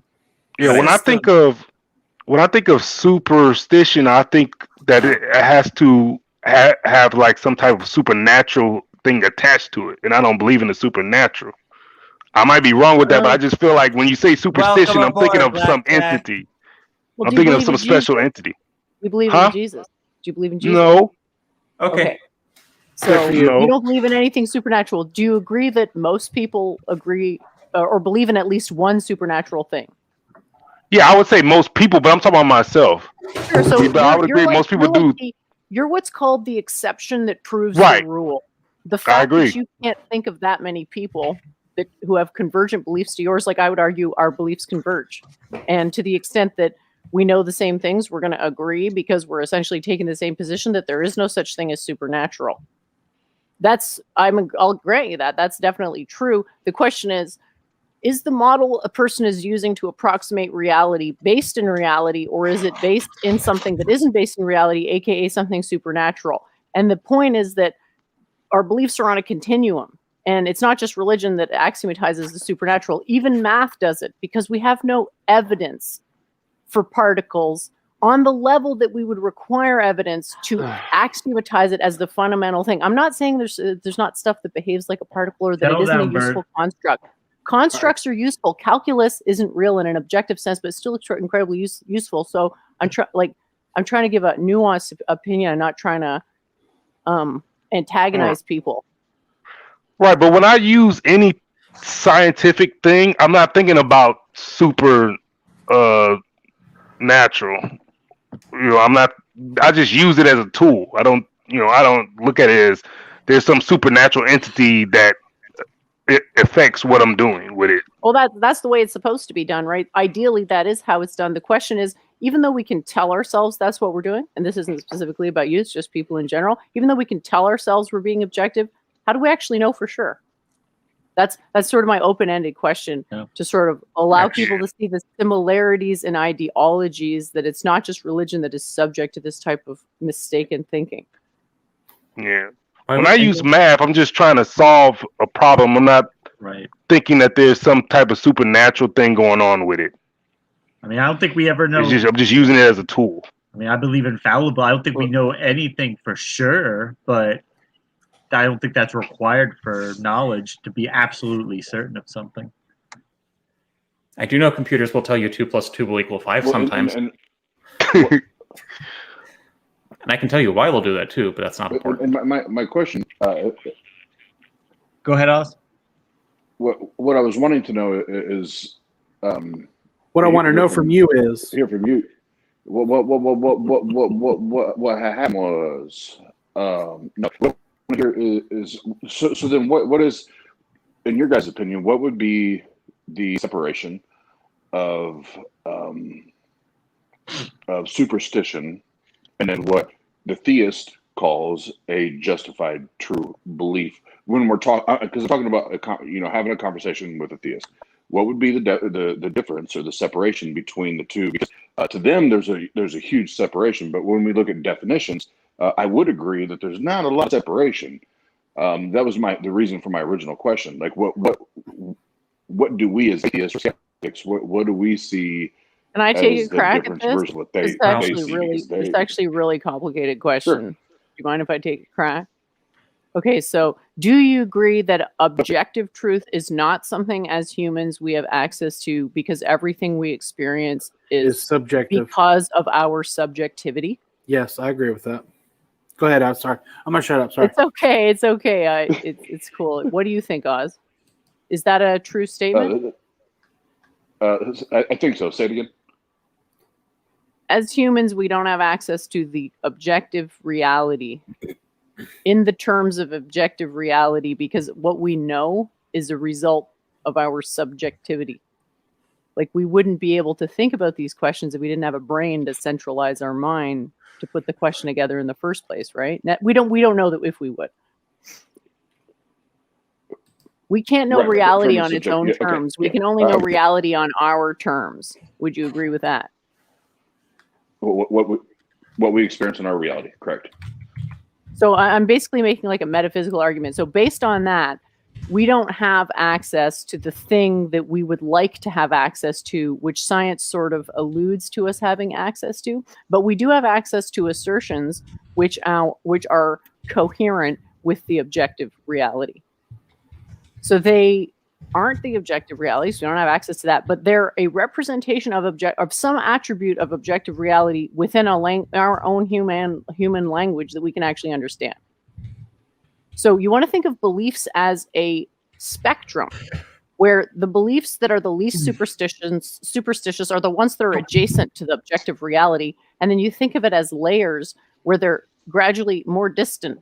And then at the very other end of the spectrum, you have the pure superstition where it's like, oh my gosh, if I go under a ladder, my whole, if I step on a crack, break your mother's back, that type of thing. So that's the way I understand it, is that superstition would be any type of supernatural belief, and a natural belief would be one that gives you predictions that accord with reality. Because to answer the question, it's extremely complicated because we want to axiomatize this idea that comes up in these secular pursuits that we have access to objective things. But if we don't qualify our subjectivity at some stage of the analysis, we're going to end up with these absurd paradoxes. Anyway, thanks for listening. I hope that was clarifying to some extent. Clear as mud. No, All right. I actually appreciate the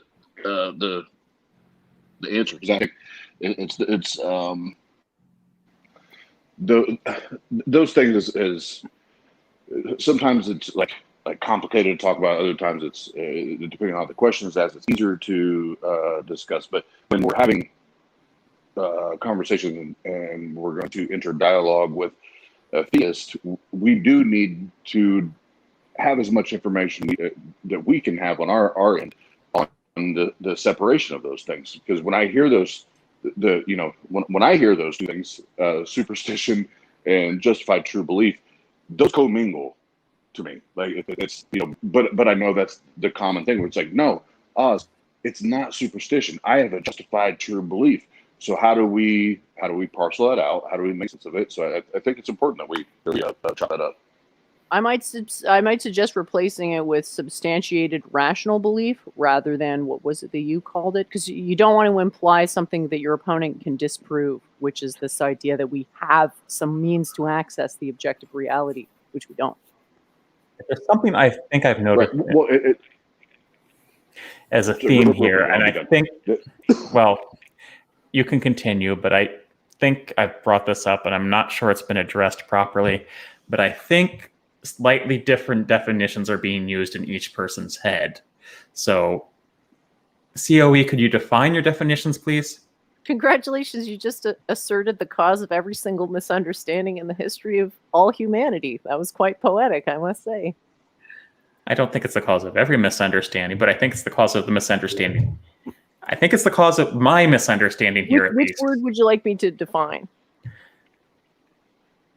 Well, I think as far as Oz is going, justified. The problem with his problem is that usually the person he's arguing with, and I don't like arguing with people over this, is that the theist is using special pleading.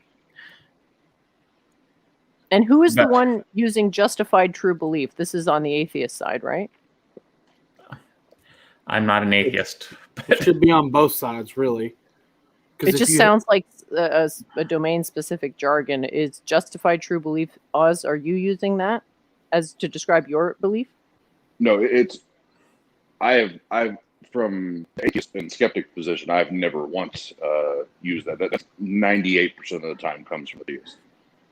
So theists are saying that they have justified true beliefs. Well, the way to attack that is that they're defining truth as logos, which is the Bible. So they're self-referring to what's true is what's in the Bible, I think. If possible, go ahead. You come up with a clear definition of superstition. Because I think, well, I'm baffled. Yeah, justified true belief is knowledge. So you understand that this concept to some extent. Sorry, go ahead. I didn't mean to cut you off. Justified true belief is knowledge. That's where the mix-up might be. Yeah. Yeah. Thank you, Bert. So that's how. And for epistemologically speaking, thank you, Leo. I'm not going to tell you my belief in Taoism is justified. It's not. It just works. I just want to use it as an example. Right?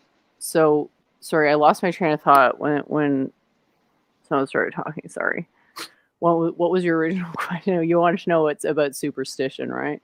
I'd like a clear definition of you from superstition. Because let's say I accept your position about the Tao. Let's say I grant you your position. So do we as humans have access to the true fundamental nature of the Tao? Or is it merely the sustainer? I don't... Well, if I'm going to quote the Tao Te Ching in the first chapter, it says, no, we don't, because the way that you can name isn't the way. But that fact doesn't mean that pursuing Taoism is futile, does it? Because we can approach the Tao. We can know more about it than we did yesterday. We can't know everything, but we can become aware of things which are harmonious with its nature. And in so doing, we displace ourselves from our default position of superstition, right? Because it's a question of how your beliefs arise in the first place. They arise out of a need to survive, which, coupled to our higher intelligence, does mean we'll have a better grasp of things. But we don't know what the difference is between what we think we know and what's real, because we don't have some other apex predator smarter than us that we can compare ourselves to, right? We're all human, right? We have this hard limit. Are you a deist? She's a pantheist.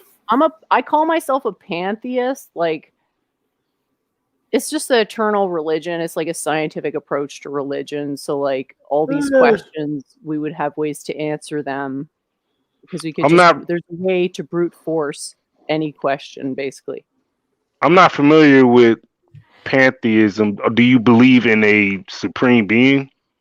Yeah, the universe. So the way I explain it, and this would be like a introductory explanation, because it definitely goes a lot farther than that. Like, you could write libraries about theology in the like sense of the personalities of God, but just for an introductory view, it's that the universe is God. So we are like a crystallization within the substrate of God. We arise from the God.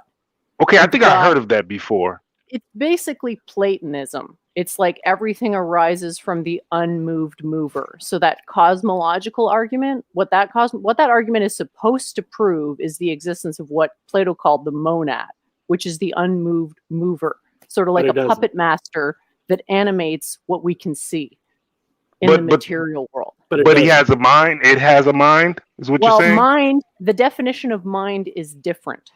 So we have to basically desubjectivize our concept of mind and reduce it down to its core components of what does it mean to be a mind, and could we establish a boundary between mind and non-mind and derive it that way, because what is traditionally referred to as mind is not the thing we think of when we say mind, because when we think mind, we think my mind.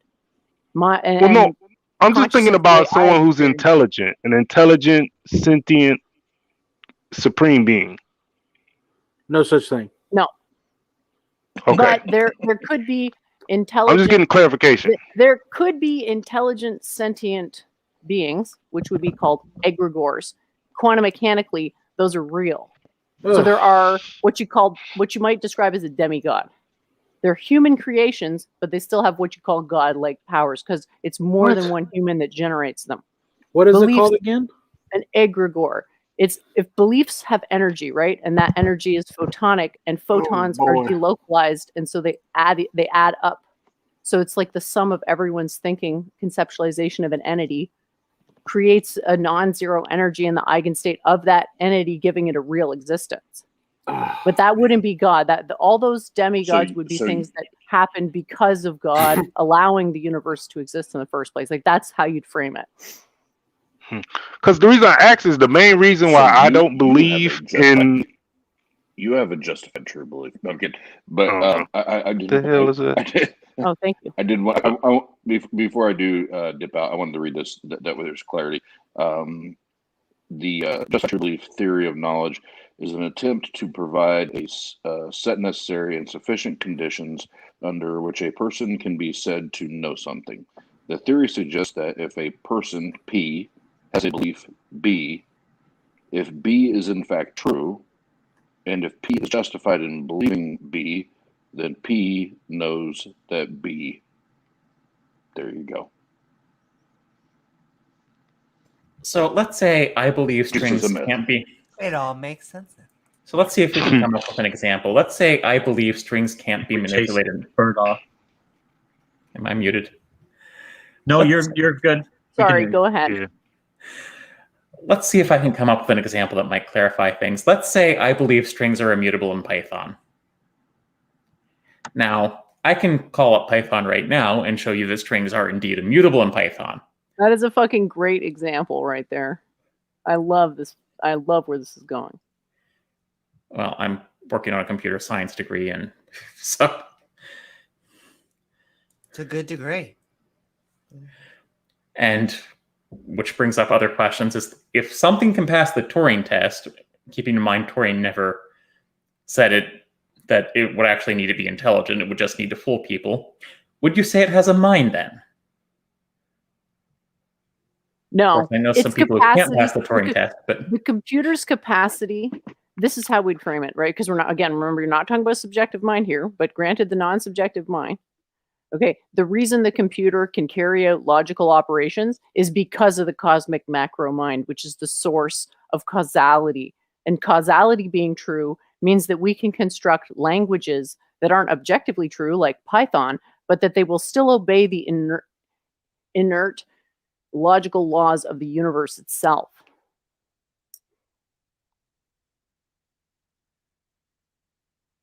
You're muted, sorry. I am muted, but I can say I'm not following that, to be honest, but that's all right. It's a completely foreign concept to you right now, so I do appreciate your honesty, but it's a metaphysical argument, right? Like, how do we frame reality? Right now, the mainstream framing of reality is that everything is fundamentally made up of these like teeny tiny things called particles. But what if that wasn't true? What if everything was just a subset of a bigger thing, which was called the mind?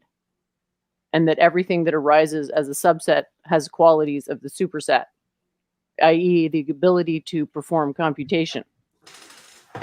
So the question is the ability to perform a computation an attribute of mind? And it depends what school you're from, what your answer to that is. But if you say no, you run into physical problems because you're instantiating time incorrectly, basically. I don't want to get into all that, but these are complicated questions. So I don't expect these answers, if they even are answers, to be clear right away, and you shouldn't either. Well, I don't want to go off and say it sounds like say it's a word salad, but it does sound like word salad at this point. But I also cool. I mean, think of it like learning a new language. It's going to sound like gibberish at first. Sorry, Amy. But I think. Oh no! So we got about 15 more minutes of open conversation, and then we are going to go into our outros. Okay. And, good night, Oz.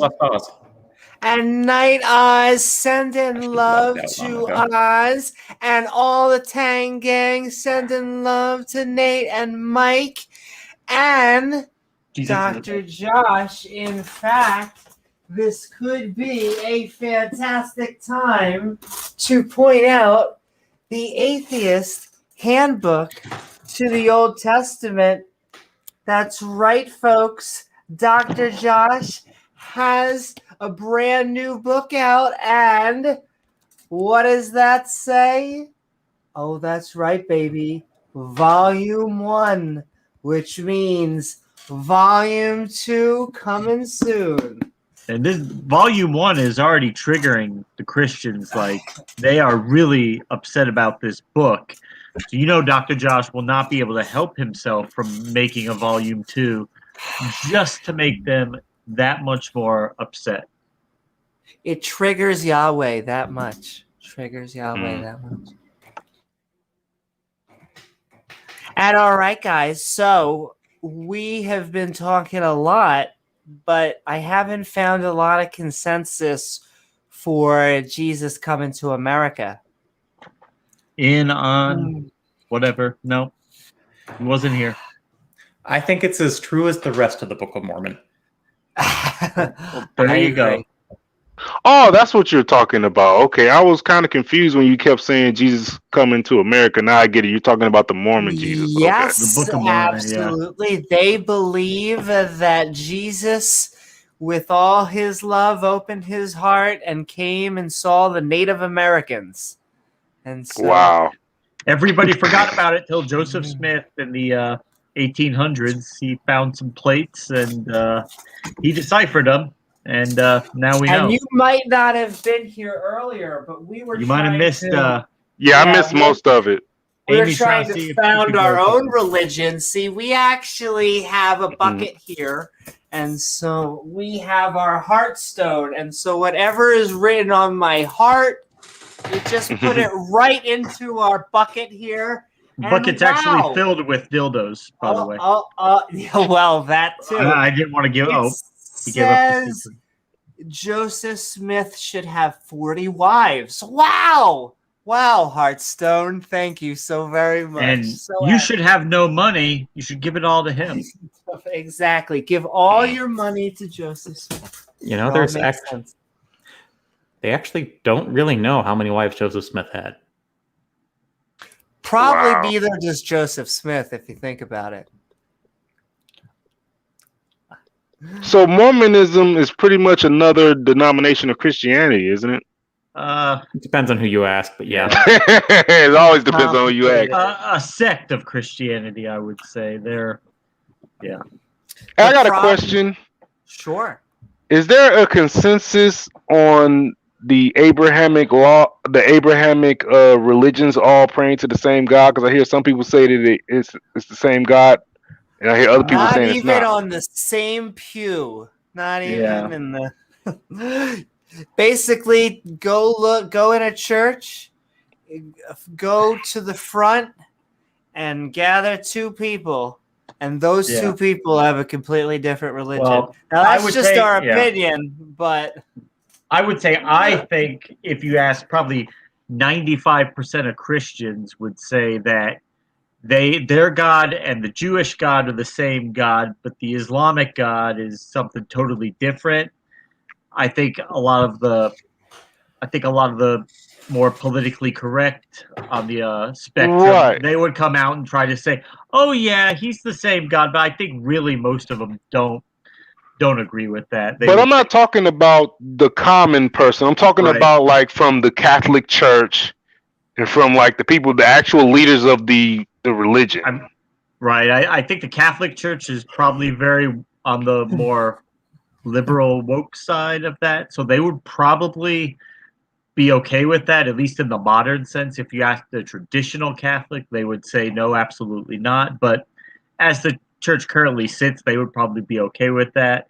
And then, each other denomination kind of just does their own thing. I don't think most of them take positions on that, though. And I will say, we do, if you're new to the channel, we do a skeptic Bible study where we are running through the Bible word for word, the King James Version. But eventually, there's actually a skeptics annotated Book of Mormon. So we are going to be Quran and the Quran. Oh, well, we're going to be reading all three. So coming soon. And I'm sorry, Blackjack. I think you were about to say something. Yeah, go ahead. Oh yeah, I was just going to say, like, I don't really care what most like followers of the religion believe, because like they don't know anything about their own religion. Like, you can literally ask them anything, and most of them won't know anything. Yeah. So I want to know what the actual leaders think about.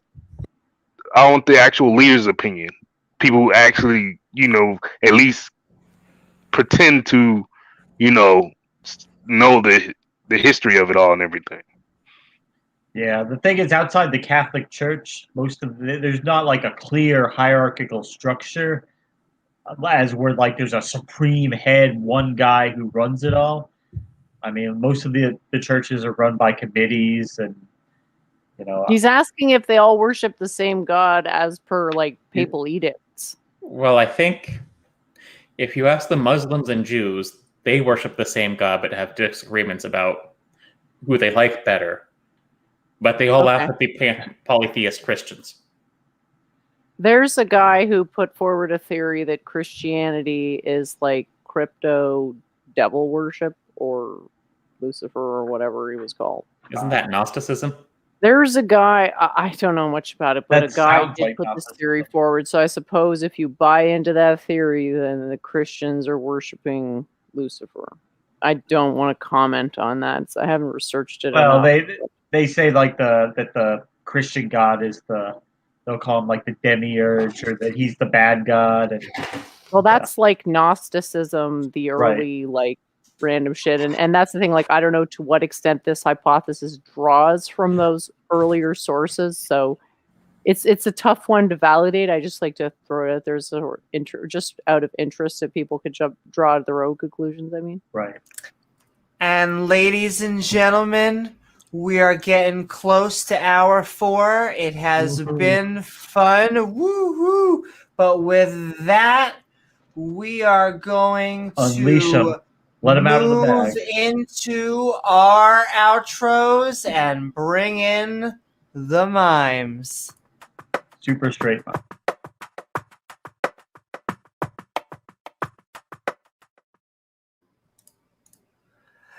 Blackjack, it has been a lovely time meeting you. Yeah. We have been midnight ranting on Did Jesus Come to America, along with a whole bunch of other fun biblical topics. Yeah. I hope you had a good time. If you'd like, where could people find you, and what are your final thoughts?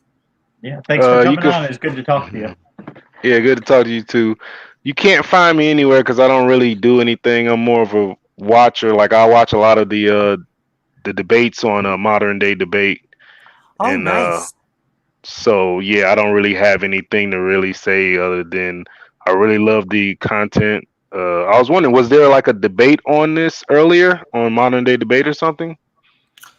There was a debate on Modern Day Debate that I modded, but then I had Fight the Flat Earth was already doing, one of the debaters was already doing an after show. So we're like, hey, let's go full on Mormon. And so okay.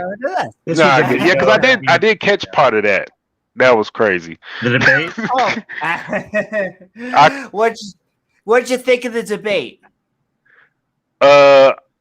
I didn't understand anything that they were talking about anyway, but it all sounded crazy to me. I don't know.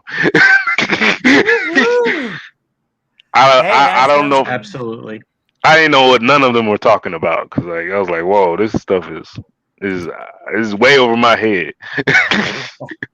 But the flat earther didn't seem like he really knew what he was talking about. He was just like, I don't know, felt like he was making shit up really because he didn't show any evidence. He was just saying stuff.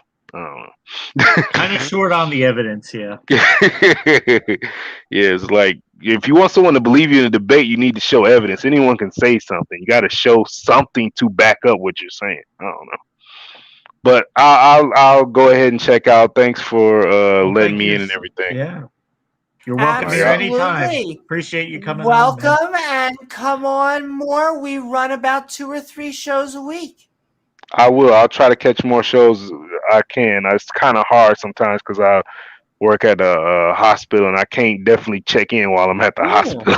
Absolutely, but thank you for. So yeah. All right. See y'all guys later. Have a good night. But thank you for actually doing awesome work and working at a hospital. Yeah, it's really hard work because it's a Catholic hospital, so I gotta hear a lot of BS every day.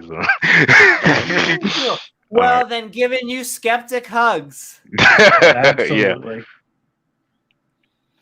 And all right, thank you so very much, Blackjack. We are moving right along. Jen, we are Pope of Entropy. The Pope of Entropy. That's right. The Popess of Entropy. We have been midnight ranting on Did Jesus Come to America? I hope you had a good time, Jen. Where can people find you, and what are your final thoughts? You can find me at Church of Entropy. I do a weekly show, but sometimes it's more than once a week, but it's at least once a week on Sunday, either 8 or 9 p.m., depending on my co-host availability. So thanks for hosting an awesome convo, Amy and James, and good job moderating today. That was sweet that you got to do that again. Much. And that was a tough job. She I know, you're well, so though. patient. I would have just been like muting them both like instantly. Anyway, it's always a question of how much you step in as the moderator. I see. Either way, people are going to think it's too little or not enough. You just have to do what you think is right. Yeah, it takes a lot of bravery to even be willing to It does. moderate a train wreck debate like that. So looking forward to the next one, and thanks again. Nice to meet all the new people too. Thanks. today. Absolutely. Thank you so much for coming as always, Jen. And go check out the Church of Entropy. And all right, we're moving right along. Check out her debate 3 days ago. That's right. In fact, go check out her debate on Debate Me Bra versus Leophilius on Is the Big Bang Scientific? And that was a fun one. So go check that out, folks.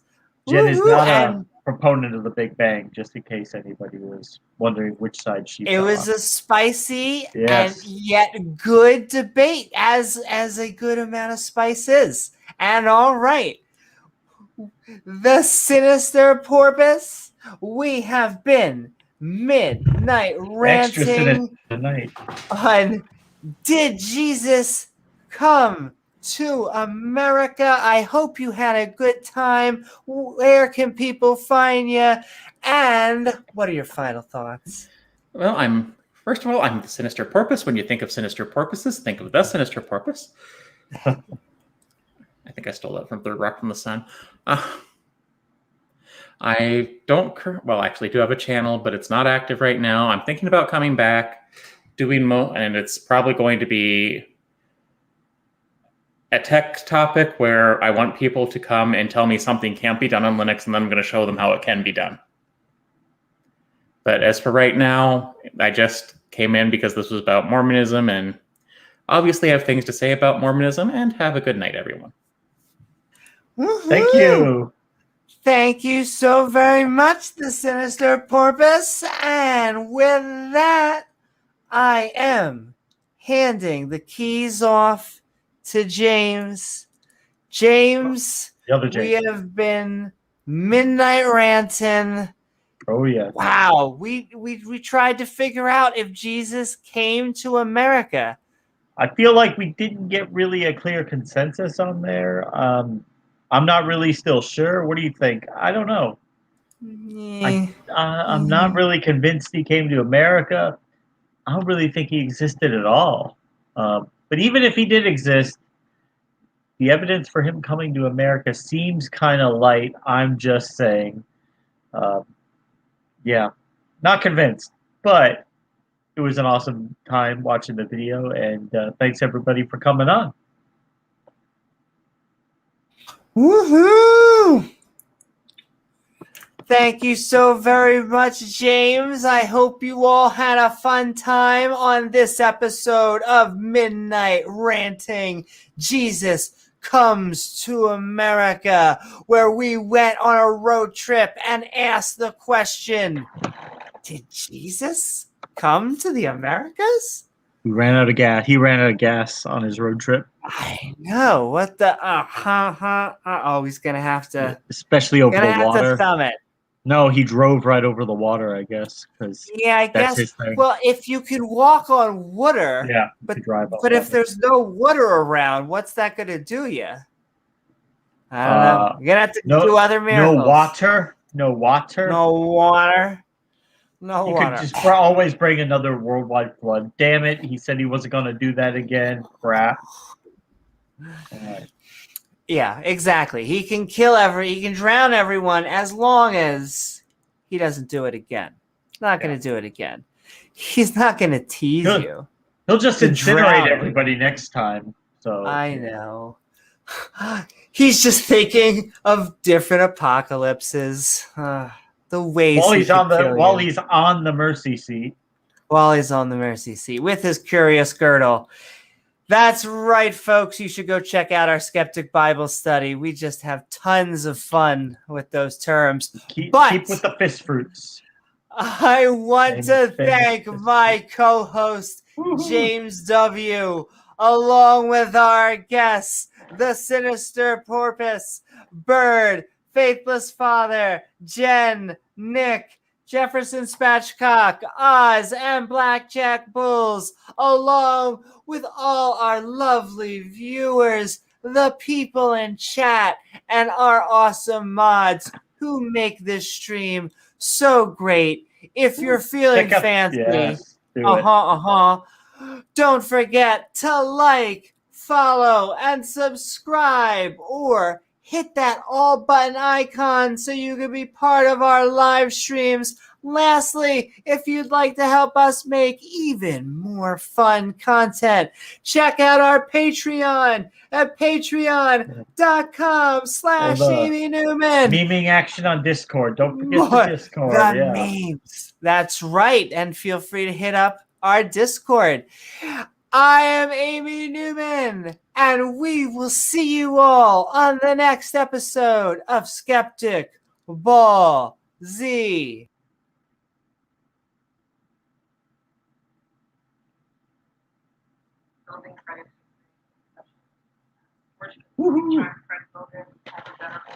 Bye, guys.